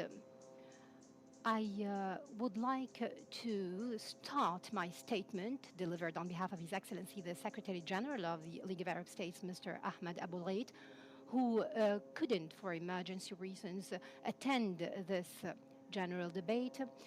I would like to associate the League of Arab States fully with a statement delivered by the Minister of Foreign Affairs of Algeria, the chair of the Arab Group for the month of May. Mr. President, addressing the ever-deteriorating situation on the ground requires objective assessment and a realistic view as to the ability of multilateral world order to address it, particularly with the Council's failure to adopt just a press statement over the past couple of days where it could emphasize principles of international legitimacy, a statement that would seek to strike the missing balance between the wanton occupation force that is using all its military might and absolute international protection on the one hand, and on the other, Palestinian people occupied, demanding its inalienable rights, most notably of which the right to establish its free independent state with East Jerusalem as its capital. A people who seek to maintain its right to its land until direct negotiations between the Palestinian and Israeli sides have resolved those issues. For the set assessment, the Security Council should openly and candidly answer a few critical questions to help the Council and to help us in the League of Arab States to better address the situation. The most important of these questions are not the UN rules on the protection of civilians in armed conflicts applicable on the civilian Palestinian people who have been attacked and denied access to their Islamic holy sites to observe its Islamic traditions in Haram al-Sharif during the blessed month of Ramadan? Or these rules are only applicable to protecting the Israeli settlers by the Israeli forces as they capture Palestinian lands and attack unarmed Palestinian civilians in Al-Aqsa Mosque and Sheikh Jarrah, Silwan, and other neighborhoods occupied, whether in the occupied Palestinian territories or in Jerusalem and beyond, in a flagrant violation of Security Council Resolution 2334 of 2016, which prevents such forceful migration or displacement. Doesn't the current situation warrant that the Security Council and the Secretary General and other UN bodies to invoke and operationalize the principles of responsibility to protect and human security agreed in 2005? Shouldn't they be enforced to protect the Palestinian people from the wanton aggression by the Israeli occupying power? Or these principles are applicable only to the Arab peoples and their brotherly African and Latin American or Asian peoples, to subject them and their leadership to sanctions regimes and to create coalitions to militarily attack them? Would Israel remain forever out of the scope of international accountability for all crimes committed against the Palestinian people?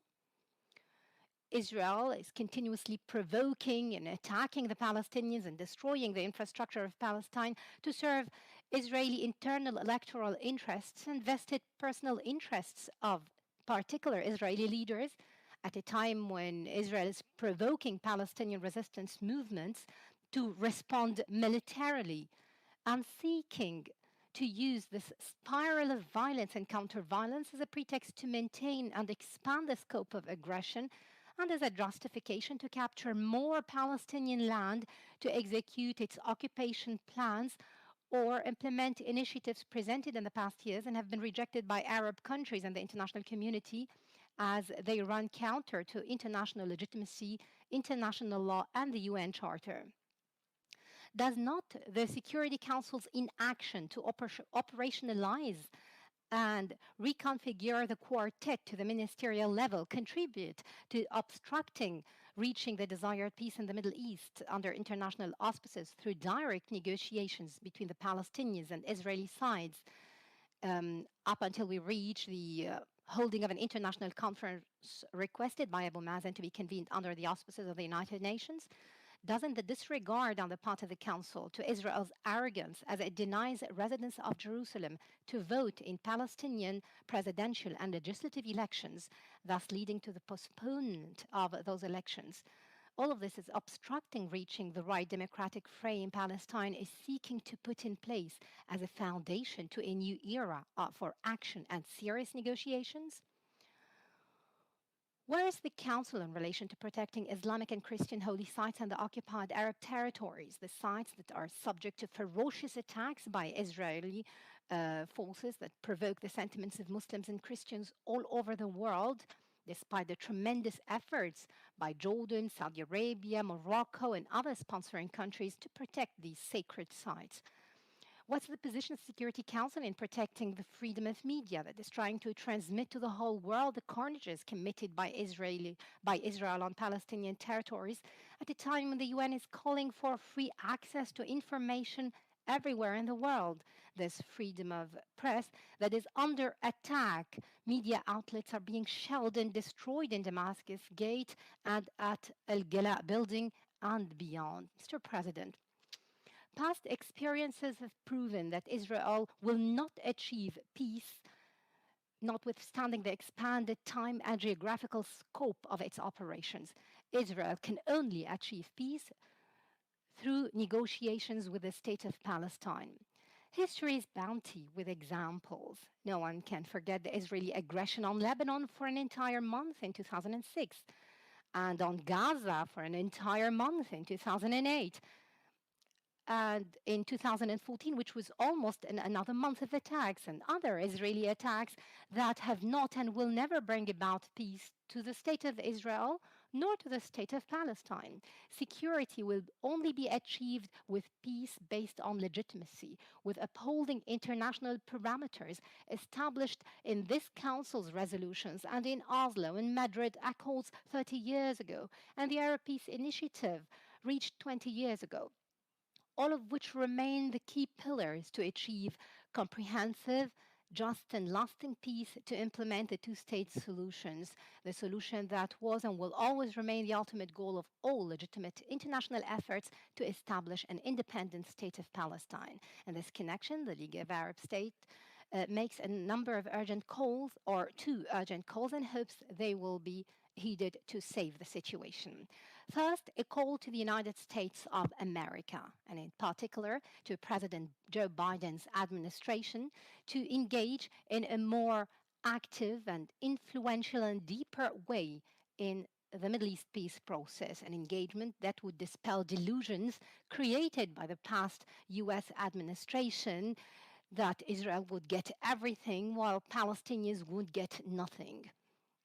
In this connection, we in the Middle East still recall with great appreciation the amazing initiative of President Clinton back in 2000 with the support of the EU and other important peace-loving parties, as well as the working paper he personally presented in the Peacemakers Conference held in Sharm el-Sheikh on the final status issues and the Land for Peace Foundation, and his brave call to Palestinian and Israeli leaderships to Camp David II to engage in serious, genuine, meaningful negotiations that led to an agreement on 4 out of the 5 final status issues. Yet, Jerusalem was the stroke that broke the camel's back. It prevented an agreement to be reached with the late President Yasser Arafat. We in the League of Arab States see that time is now ripe for the United States to pursue this brave endeavor, and that the democratic US administrations prove once again their capabilities of reaching a new breakthrough at equal footing to that of President Carter back in 1979 between Egypt and Israel, and the initiative that was almost reached by President Clinton in 2000. The League of Arab States stands ready always to support all fruitful effort in this vein, side by side by the United Nations and all other peace-loving powers. The second and last call is to the international community represented in this Council, the General Assembly, the United Nations and our partners, and the European Union, the OIC, the non-aligned movement, the ASEAN, the CARICOM, and the different other organizations, as well as our partners, permanent and non-permanent members to this Council. The call for all of us to continue bringing pressure to bear to implement the two-state solution only through negotiations. We should not allow any external power, regional or international, to take advantage of this dire situation to score points in negotiations or to reactivate other agreements that have nothing to do with this situation, or to threaten international unity to achieve the long-awaited and long-overdue goal of establishing Palestinian statehood. Until then, all efforts must be deployed to ensure a ceasefire by both parties. We trust that the response to the Egyptian mediation and other mediations would be of significance to achieve that end. All violations to the rights of Palestinian peoples should stop. All fierce settlement activities and policies should stop. Protection should be provided to the unarmed Palestinian people through innovative mechanisms of UN observers. Residents of Al-Quds al-Sharif should be allowed to vote in Palestinian elections. The Secretary General should intensify efforts in collaboration with this Council to convene the quartet at the desired high level in preparation to convene an international conference to establish the independent state of Palestine as soon as possible, with East Jerusalem as its capital along the lines of the 4th of June 1967 borders, and to achieve that and on the ground. End of the quote. Thank you, Mr. President.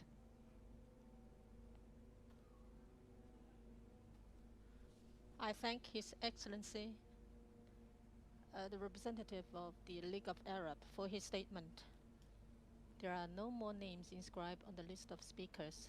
As President, I would like to thank you once again for your participation in the meeting and your statements. Judging from the discussions at today's meeting, members of the Council have overwhelming consensus on the current situation. The Security Council should speak with one voice on the current situation. Following this meeting, China, Norway, and Tunisia will, based on the discussion of this meeting, draft a press statement, and we will circulate it as soon as possible. We hope that all council members can participate constructively in the consultations to ensure that the Security Council responds in a timely manner and fulfill its responsibilities. This is an open debate. Apart from statement we have received 13 written statements. So I wish to remind those member states who wish to submit their written statements to the Secretariat to do so today.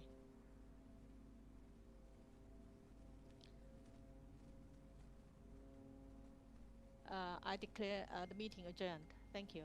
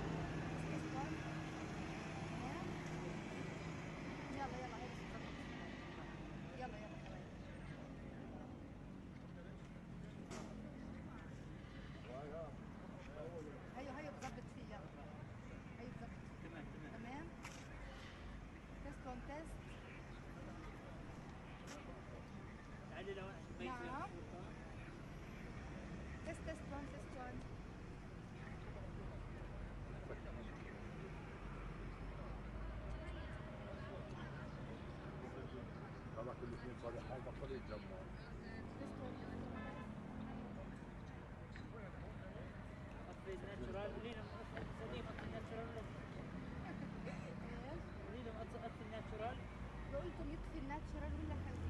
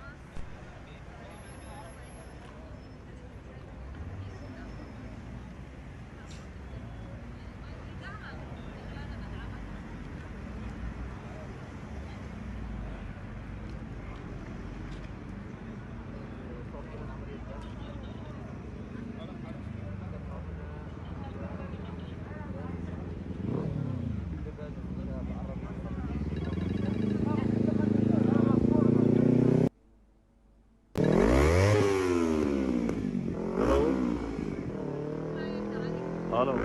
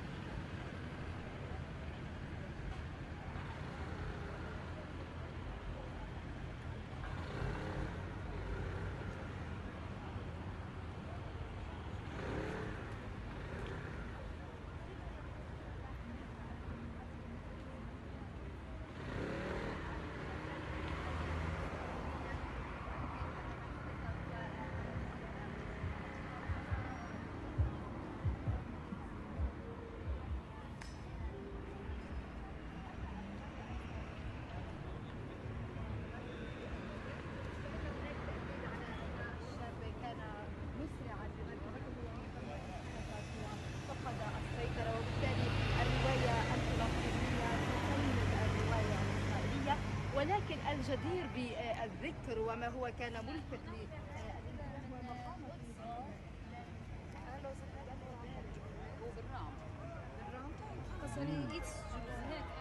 مظلومين الناس. يعطيك العافية.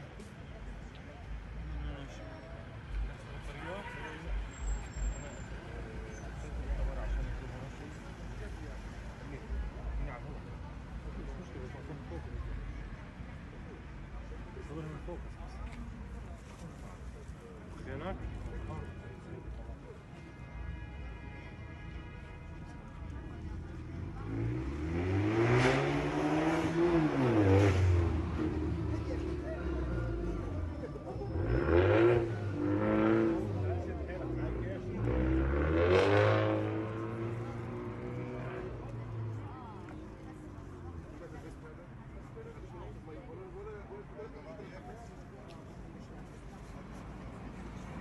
طالعين على الهواء، طالعين على الهواء. بقدر اطلع، بقدر امشي. طالعين على الهواء. هداك ثاني.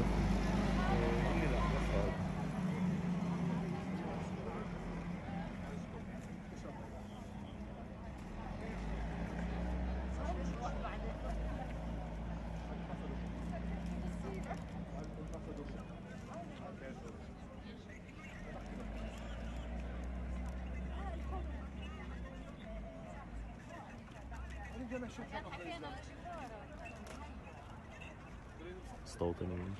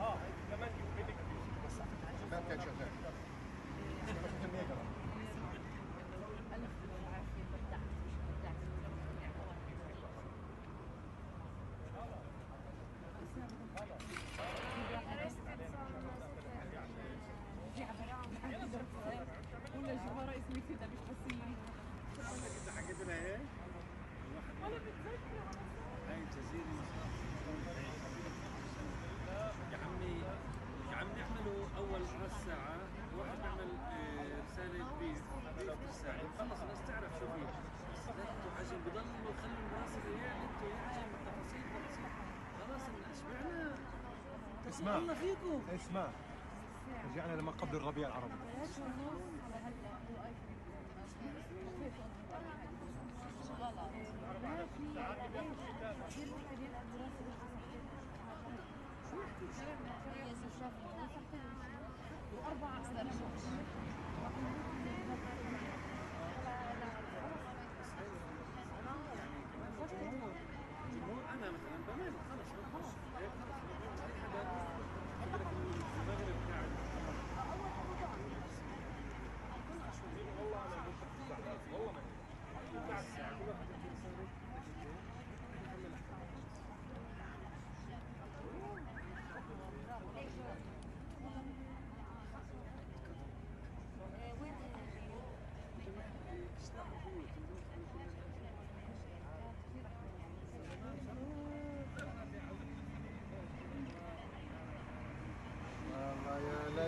راحت عليك يا ليلى. ايش؟ والله الدور طويل طويل والله، يعني لو في حيل كيف بفتح كمان مجموعه ثانيه.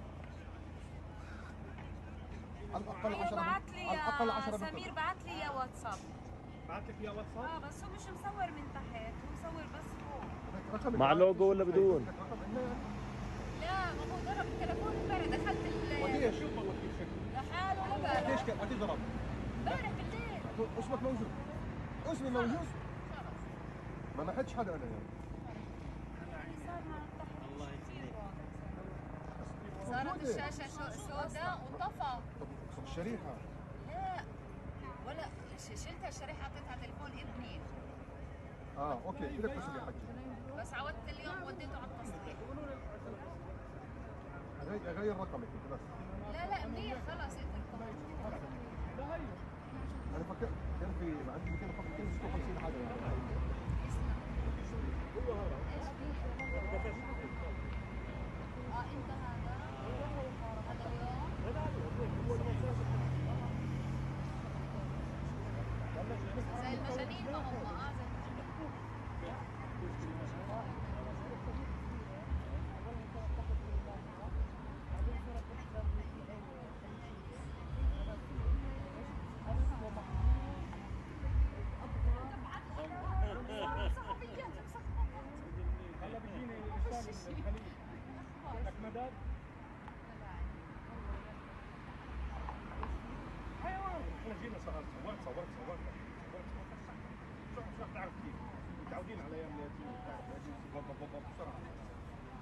وجينا بدنا نعمل لايف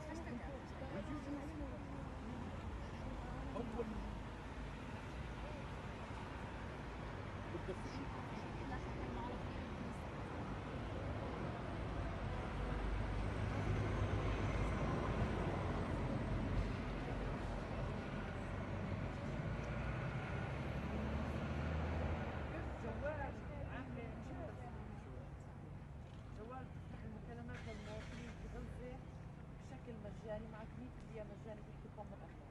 شو هذا الخبر؟ خطف فتاة فلسطينية بالحكام. مركبة الشرطة تحط كيوتا بيضاء. طلع شوف فيش فايدة. شايف يا أبو داوود؟ طلع حط شوف أنت طيب شوف الطريقة الوسخة. طلع حط الخبر.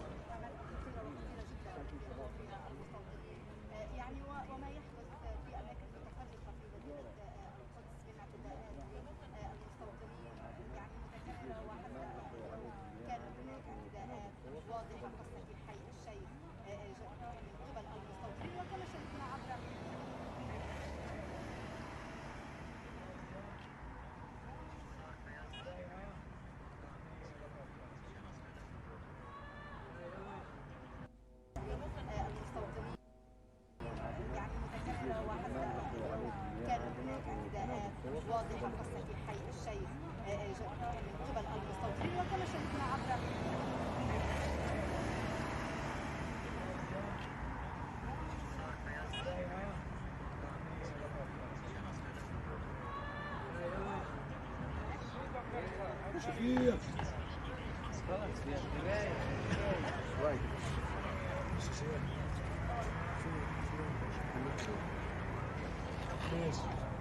نعم يعني الدعوات ما زالت متواصلة بالتأكيد رغم ما يحدث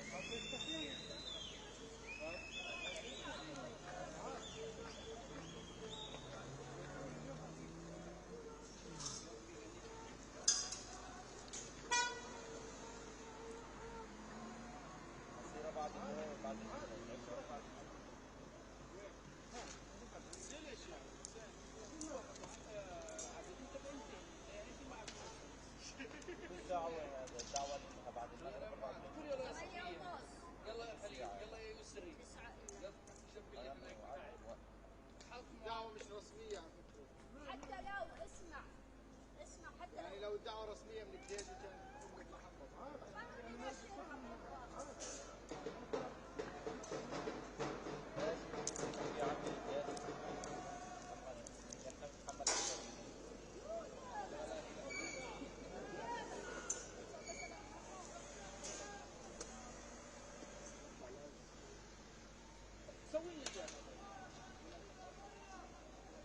لا مش شرط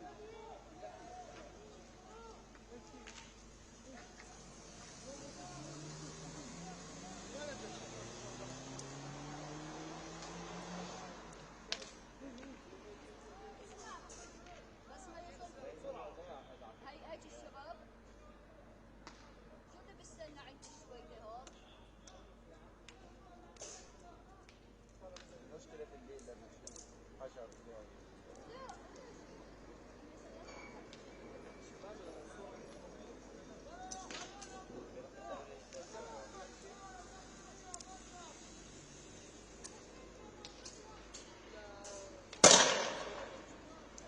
يا زلمة اطلع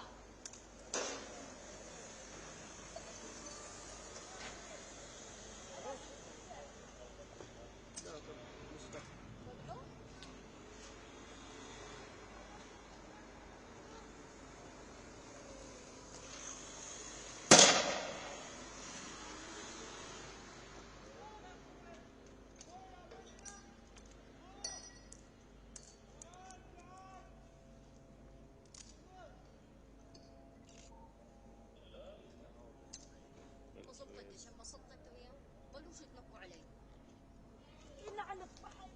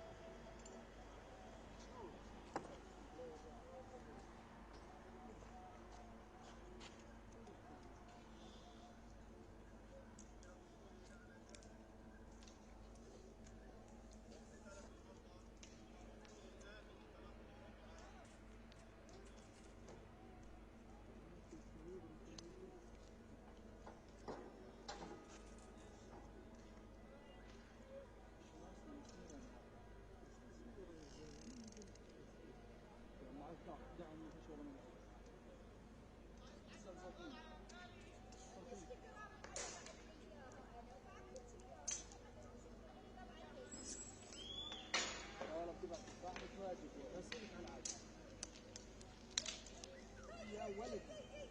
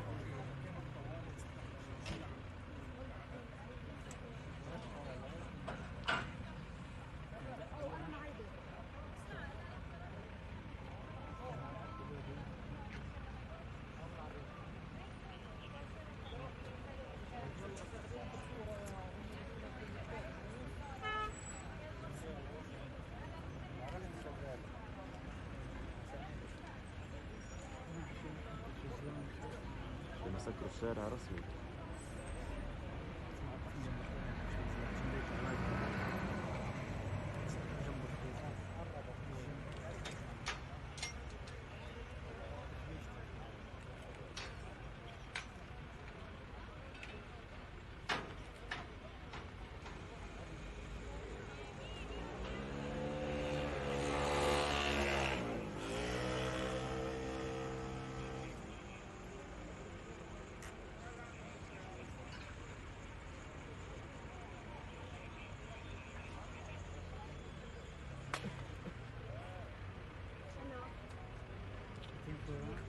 هاي يلا هينا بنجهز.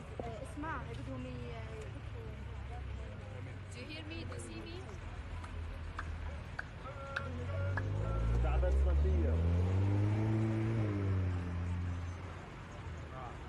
يلا احمد اعطي. يلا هيو رجع. خليك احمد.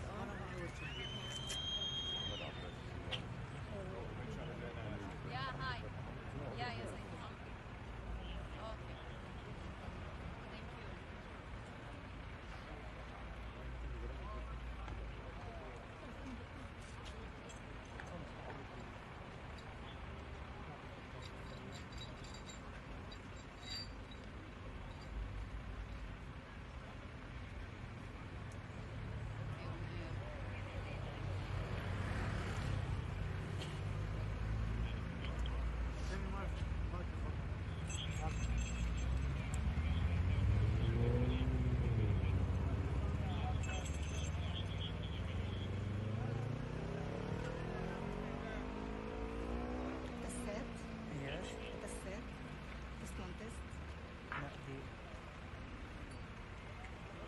الساعة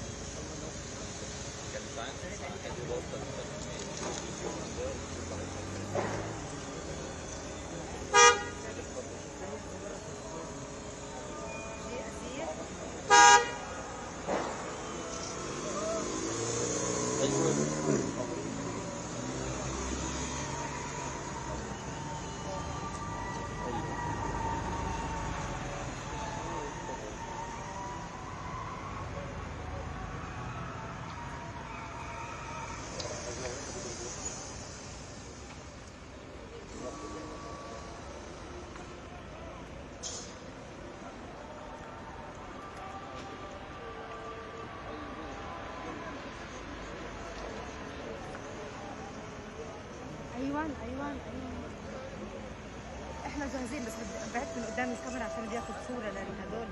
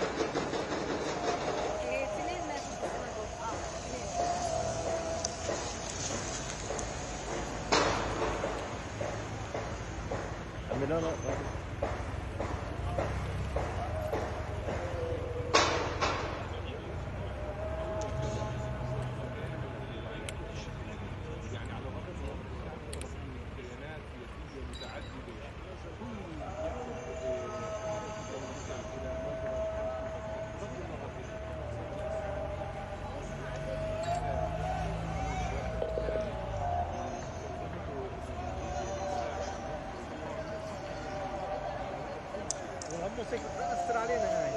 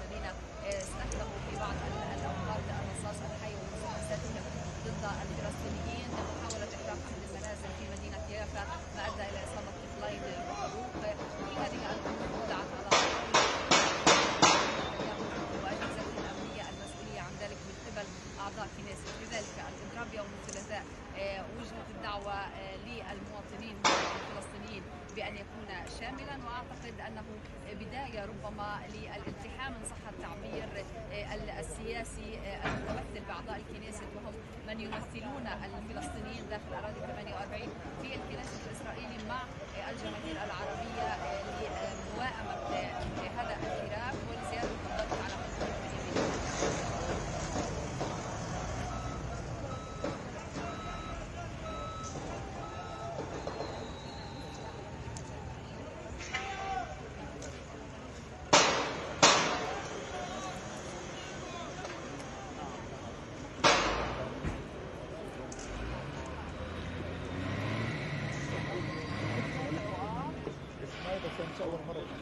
في مدخل حي.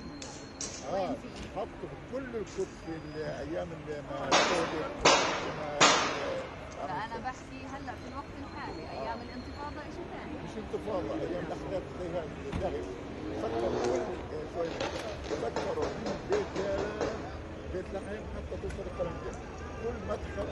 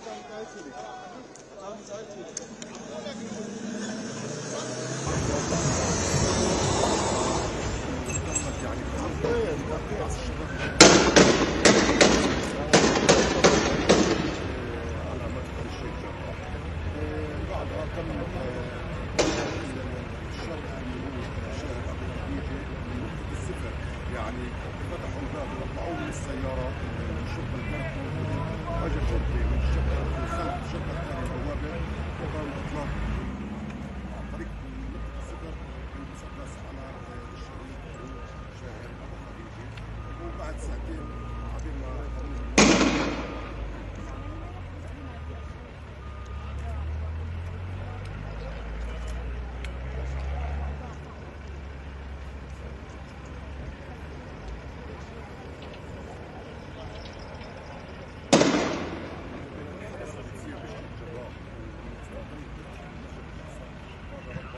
عوض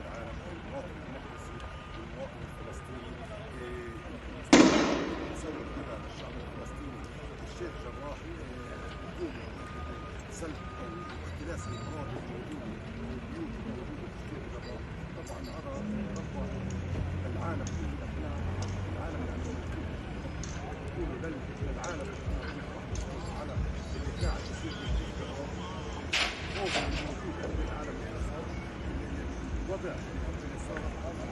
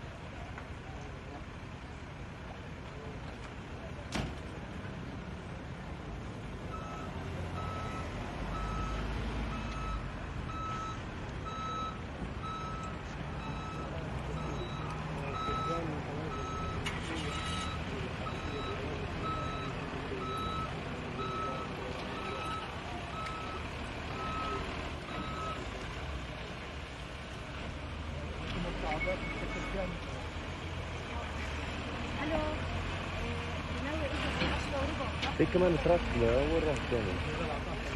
بسكر الشاحنة نازل هيو. بسكر في الشاحنة الثانية.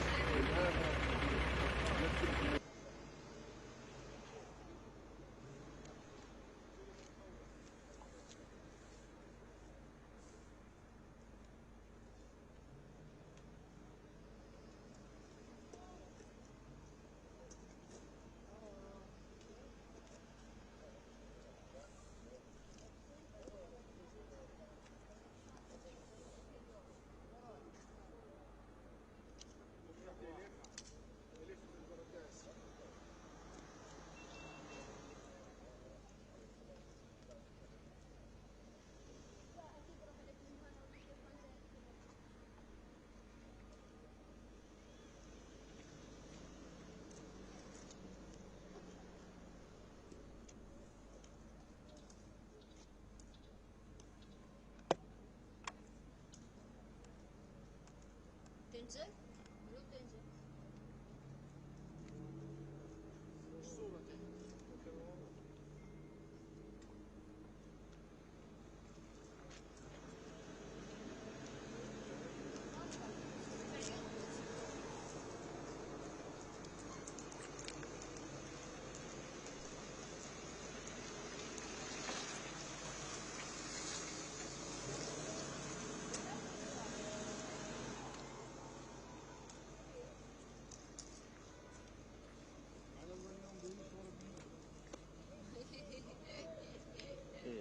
هو اليوم بيجي ضرب يلا اليوم عشانك موجود خفيف عن جد عشان موجود.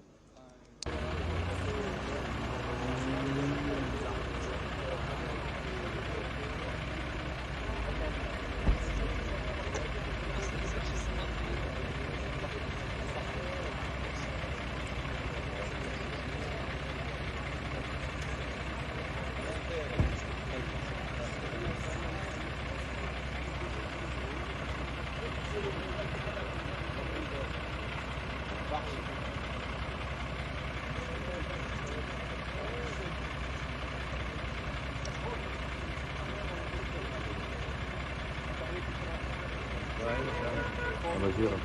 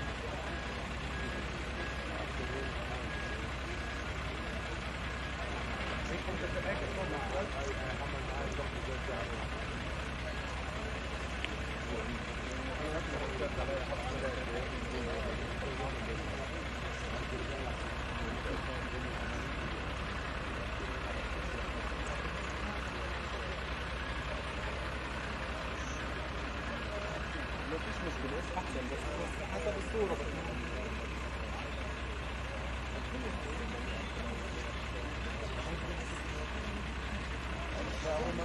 بس نجرب على الفيس تايم وممكن كل شيء. فاهم علي؟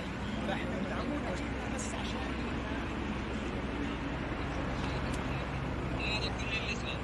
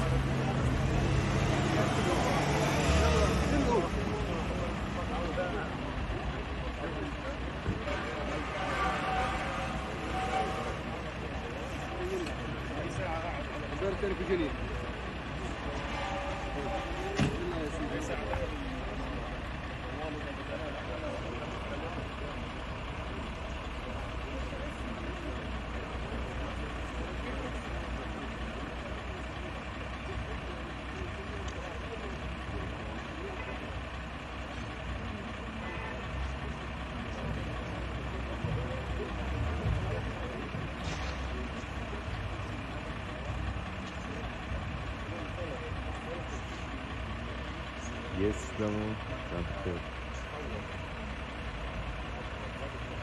شاء الله.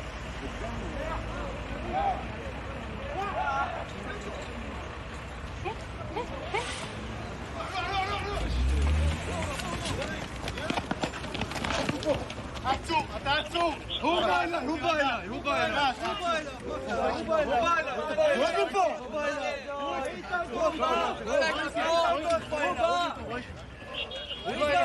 بايلر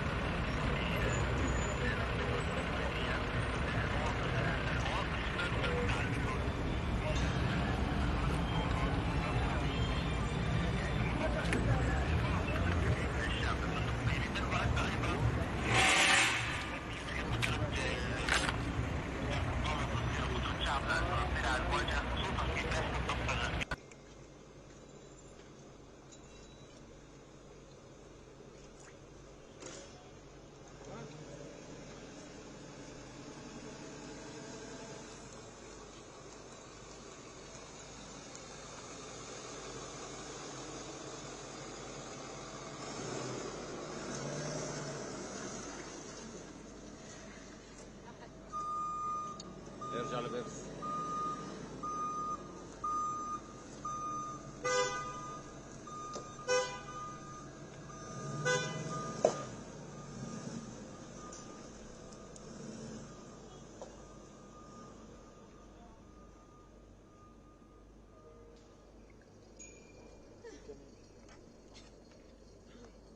خلوا حدا فكركم يا خلوا جنود.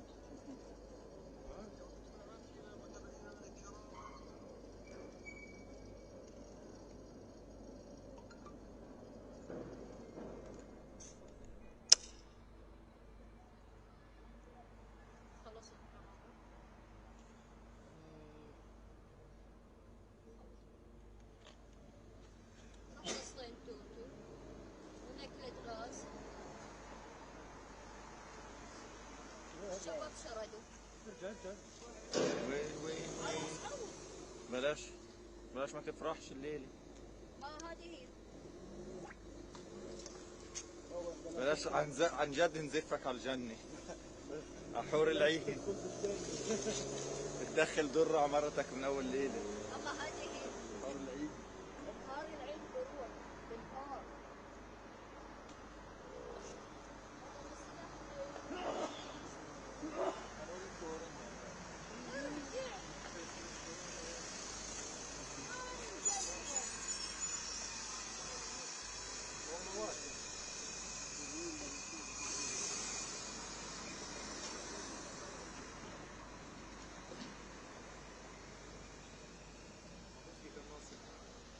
قناصة مش قناصة. خلي أبو عيسى يبص. اسمع. يمكن يكون عندك من بعرف على إسرائيل محلل معين على إيرنا ولا محلل إسرائيل. الوضع مش طبيعي. حركة تجيب اللفتين واللفتين. لا كان يفحص في حدا غاب.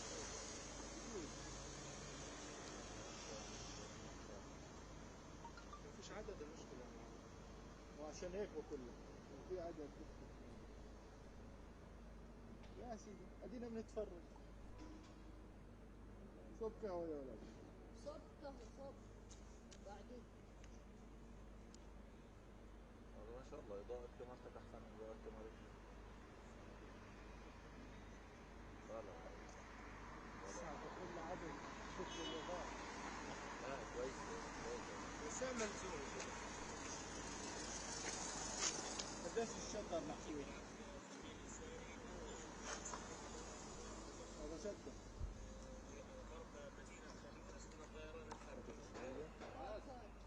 كيف امبارح شفته بشكل حاط شطر واحد على 25. واحد على 50 يا زلمة. والله العظيم. على 25 بتطلعش مع الصورة. واحد على 50. كيف 50؟ طلعت 25 ولا مرة بتطلع مكسر. واحد على 50 أنا حاط. أنا حاطه على تسهيل ركن على البرد.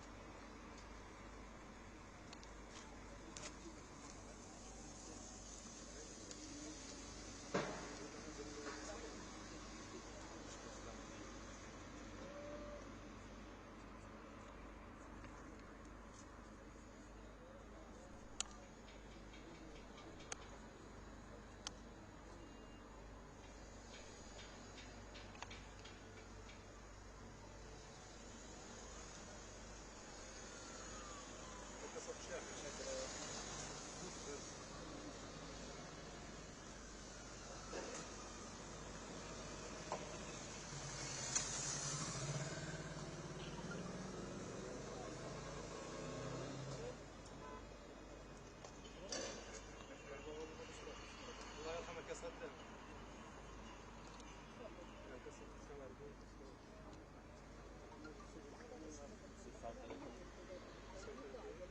والهم دفيك وواحد على شوارع.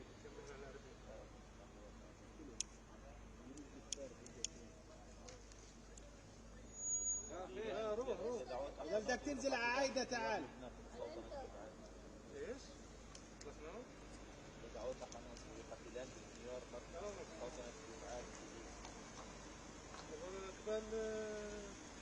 هذول تبع المصابين صح؟ نزل فيهم المدرج. جنب الانتر على عايدة انزل. نزل فيهم المدرج.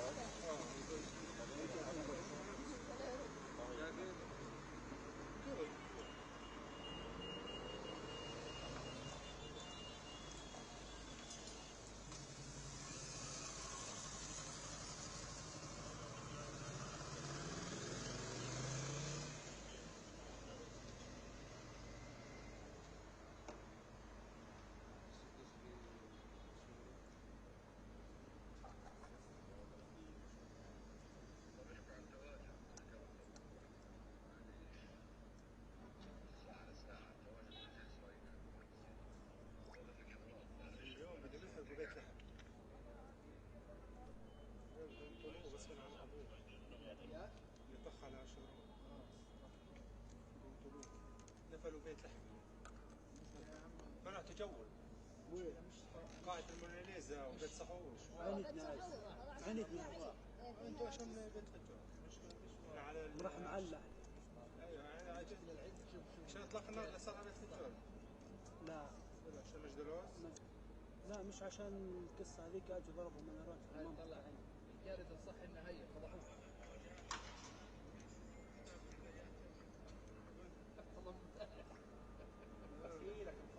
انا عارف مين يا ريت واحد ضحك اسبوع واو يا ريت واحد سيجاره فيها 5 6 شباب يا اخي انت عارف شو بدي بيناتهم بدي بيات ولو مجد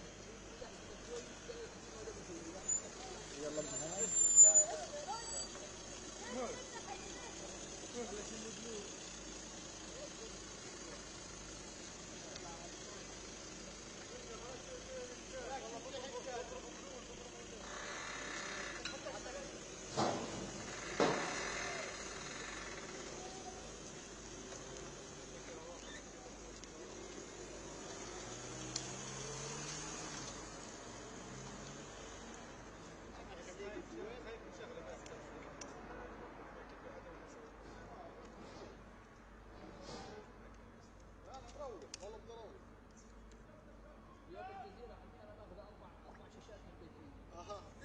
فيش غيرها الان بس اسمع ولا حدا يعني اللي صار في الشيخ جراح اليوم تكون فيلم من جميع الشكات ماخذين من جميع الشكات من كل الزوايا اخذوا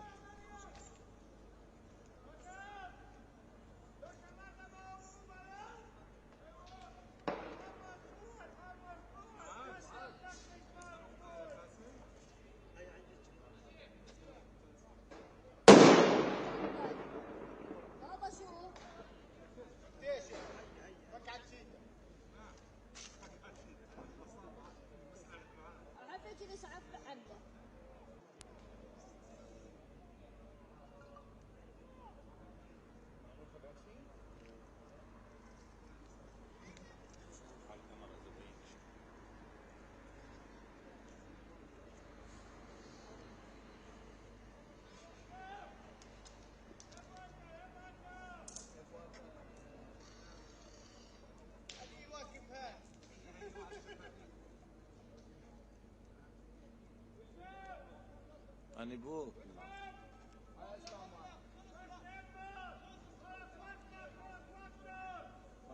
لو ما كان جندي بطلع برا أنا بوك أنت بتصير سامع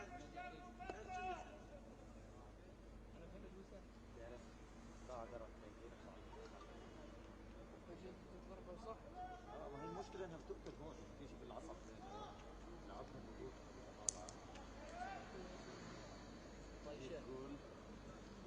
زي الرصاص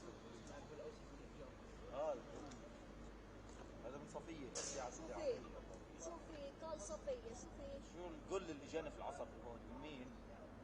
قالوا ادعى علي لسه ما دعتش ضليتوا تتنمروا علي تقولوا خليلي خليل حسسوني زي المسيح اللي اندفن في مقابر المسلمين لابس بدله ومهندس وهم كلهم زي المسيح اللي جاي بين المسلمين يتفرج على المواجهات يا تضل تنمروا علي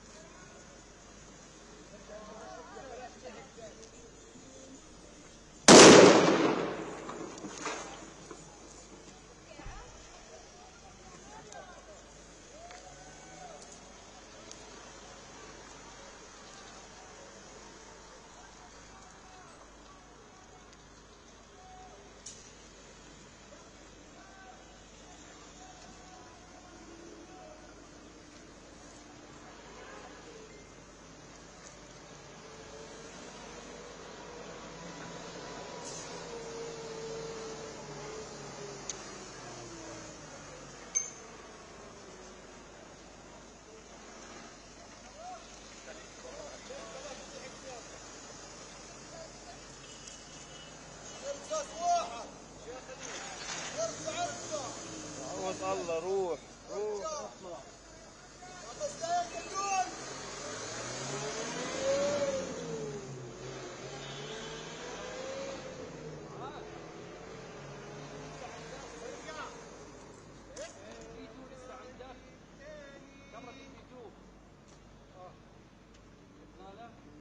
على فكرة حفلة الخميس البلد.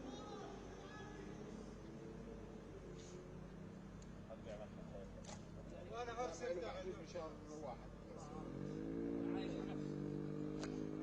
هي ثالث حفلة بتروح، طبعا حفلات احنا بنحكي عن حفلات كبيرة بتصير عرس صغير على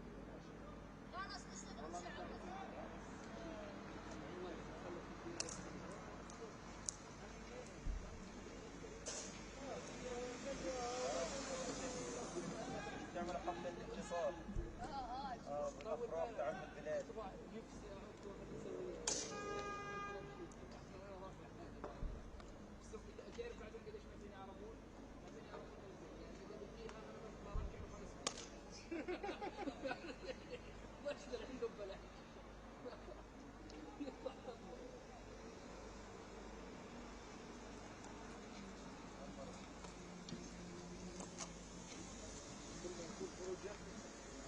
كل ما يجيك يوم الحجوزات طب في 21 عليك بالله اجاني 18 حجز. 21 واحد. كم حجز؟ واحد. انا باخذ واحد بس. الله تفضل تفضل داعش. تفضل بلش انا. هاي كل صابت صحفي عاجز صابت الو امين الله اقسم بالله الحلقه رجعت ولا المصطفى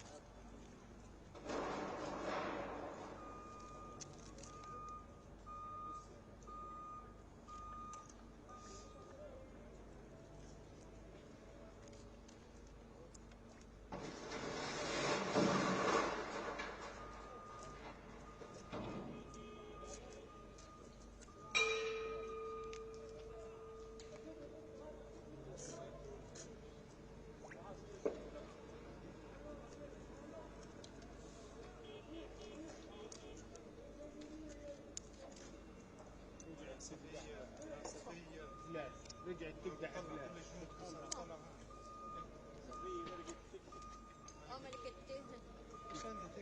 هي لك متابعين توك توك؟ انا فيش عندي توك توك، زين علي فيسبوك.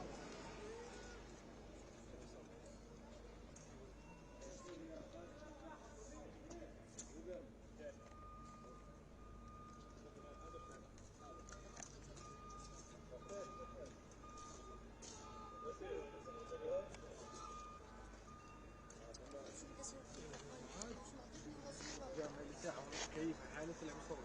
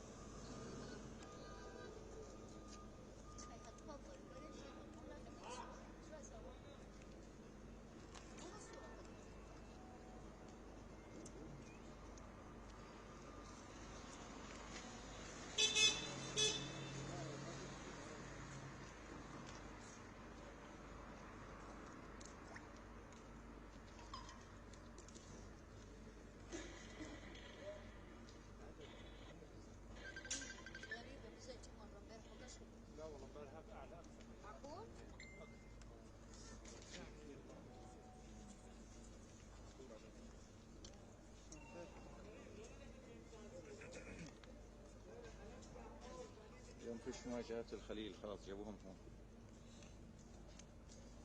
كانت هذه.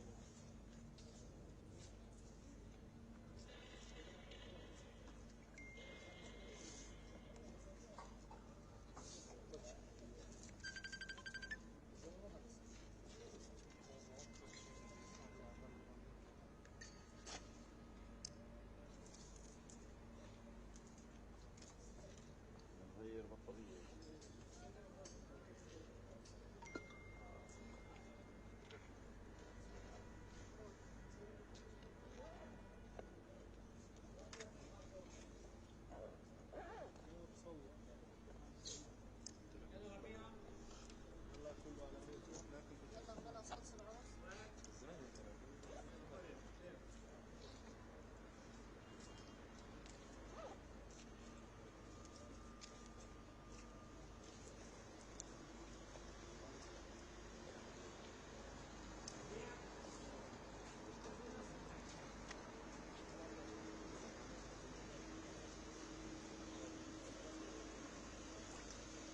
إذا كما تشاهدون عشرات المنتشرين على منتشرين في تحت معقبة مسيرة انطلقت نبت العدوان على فلسطين كاملة غزة وأطراف المحتل والقدس. هذه المسيرة انطلقت من جيش جنوب البحر ونبت اندلعت مواجهات عنيفة مع الاحتلال في الأسوان.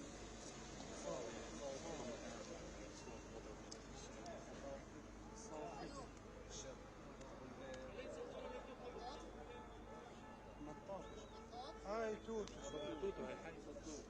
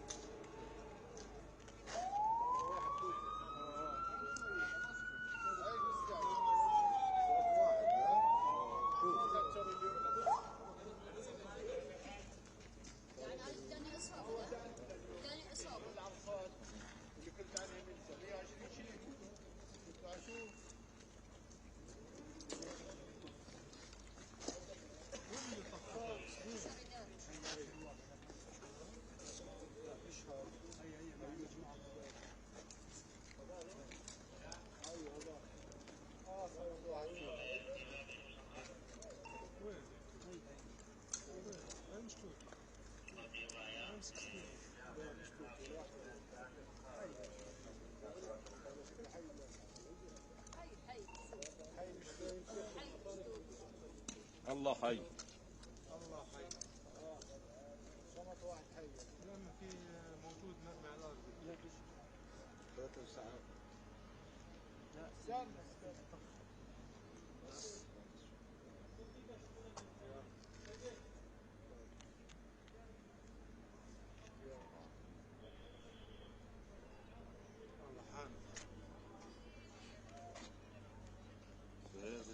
بدي اغير بطارية لللايف فيو. يلا تكونوا عارفين شباب. وين عبد؟ يلا خليه 10 دقائق. حاضر. يلا حنا نسحب مرة واحدة. انا عند 8% معه.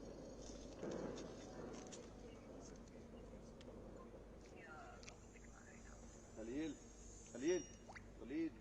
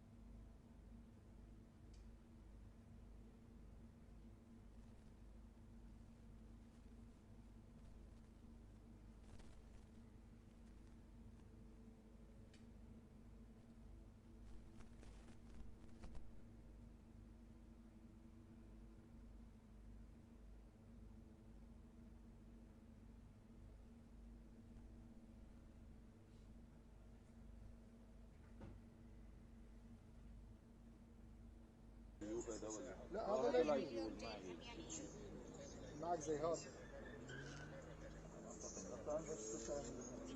ايش عندي في الخلف واحد ما يسمنيش شوف من روح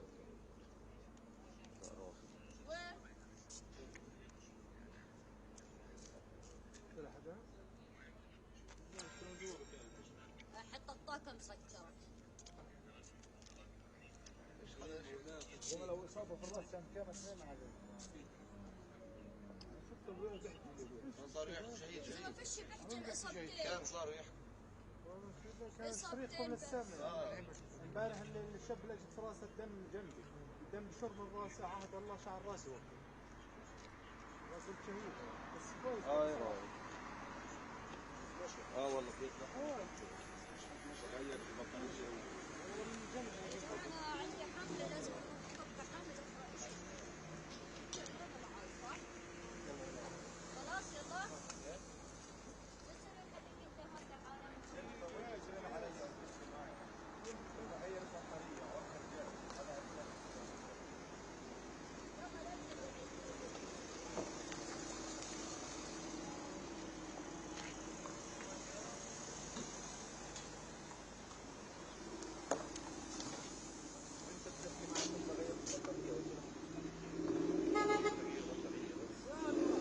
وطلع بالاخر مش لازم اطفي لازم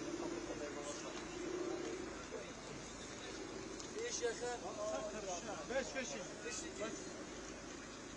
كان في مواجهات خلص بس حرام على السيارة روح لبيش منها لانه في دفع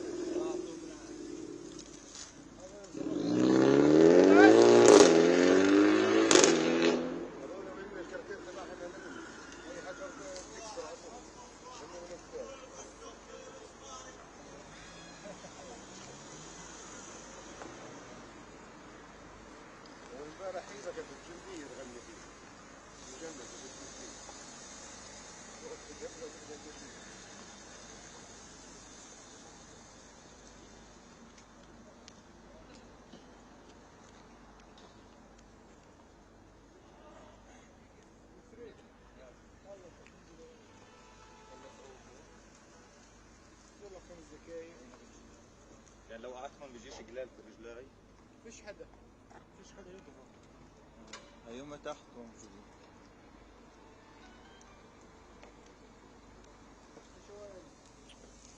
هلا الغد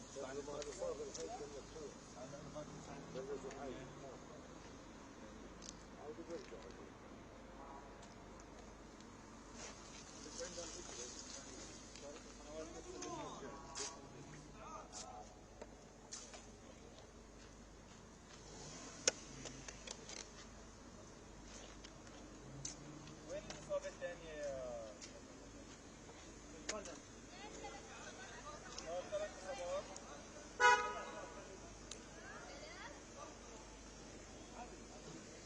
3 إصابات.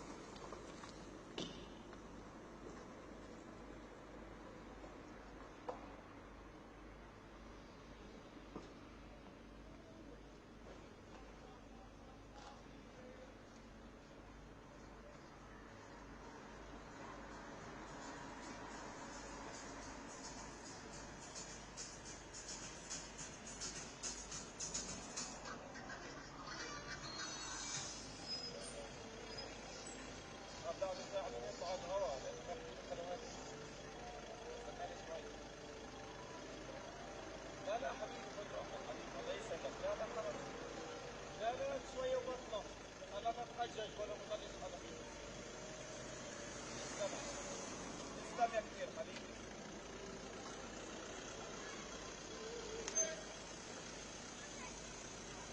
ايه يلا مع السلامة مع السلامة مع السلامة ما بعرف على ما ينزلوا عن الهواء سلام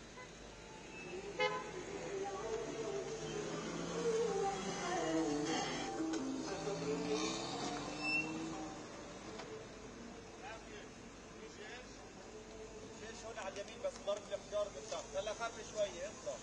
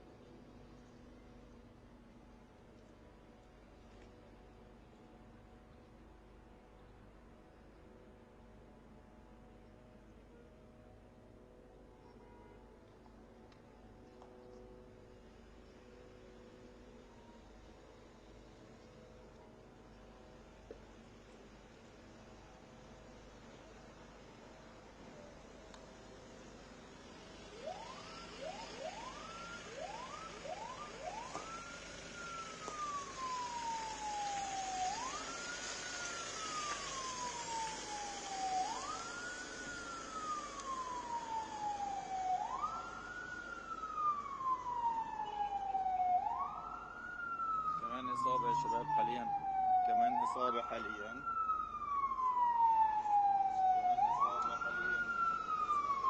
مواجهات في بيت لحم لحظة بس يروح الصوت عشان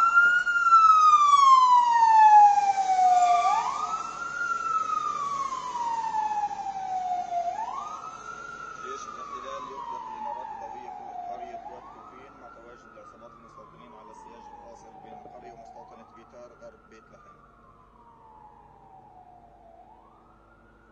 مسموع صوتي دكتور؟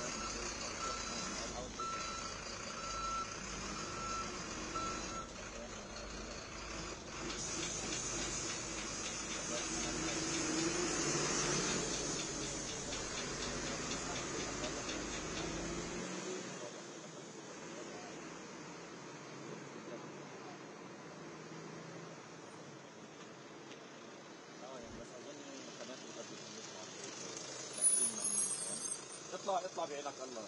اطلع لقدام او لورا بعينك الله. في موشر اطلع روح. روح. اسمع اذا بدهم قناه الغد يطلع هيك على الهواء يحكي عن الموضوع. بعديها اذا بدك خلص بدهم يحكوا ما ضلش حدا استنى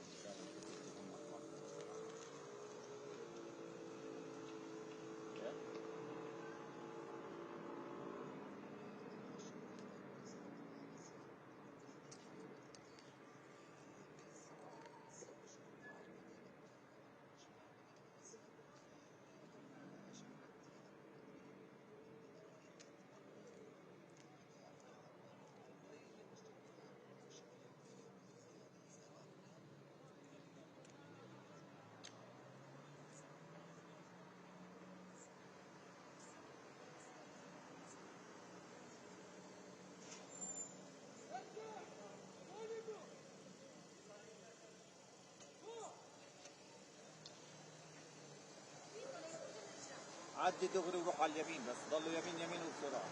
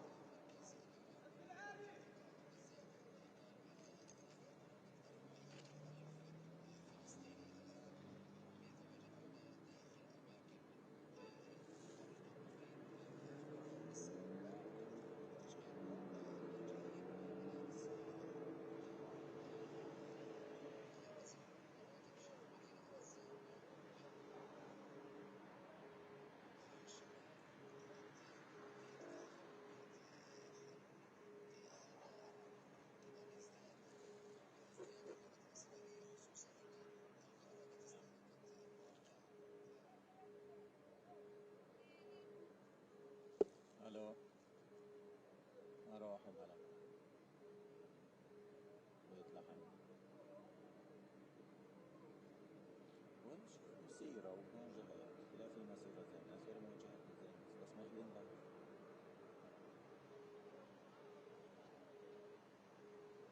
شو بدي اعمل؟ عم تعبيط ايدي بعد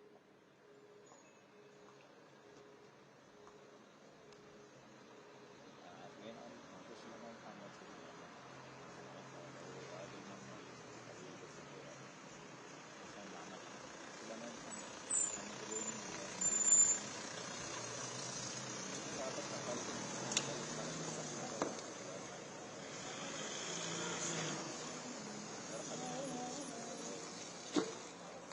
حتى اللي هون لا بس اطلع عن الهواء.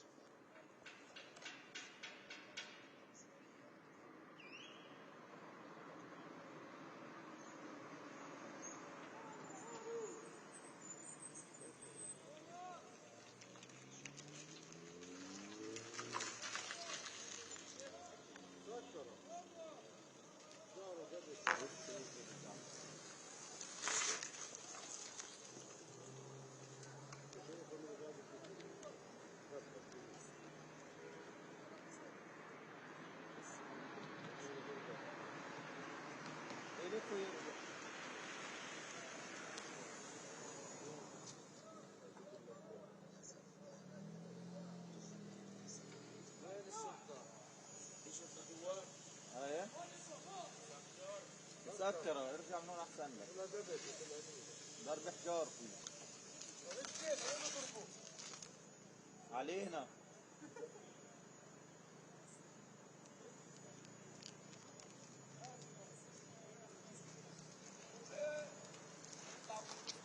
اسمع اذا بدك روح من هون وعلى اليمين يمين. امشي دغري هيك على اليمين انزل. حبيب قلبي هلا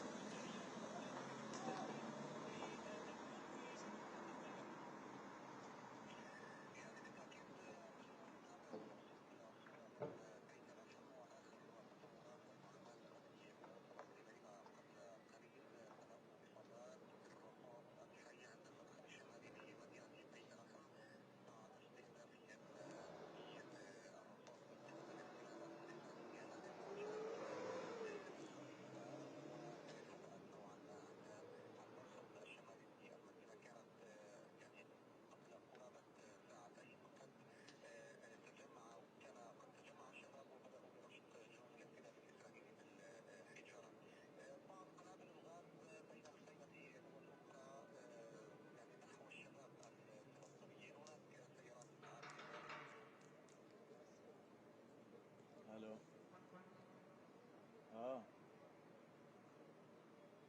انا بيحكي لا برو بسمع فيك على اليوتيوب انا بسمع خلاص هيهم زي ما حكيت كل شوية بيطلع هيهم رجعوا يسكروا شوي انا وكنت اسمعك سمعت لحد انه 3 اصابات دخلوا المستشفى بعدين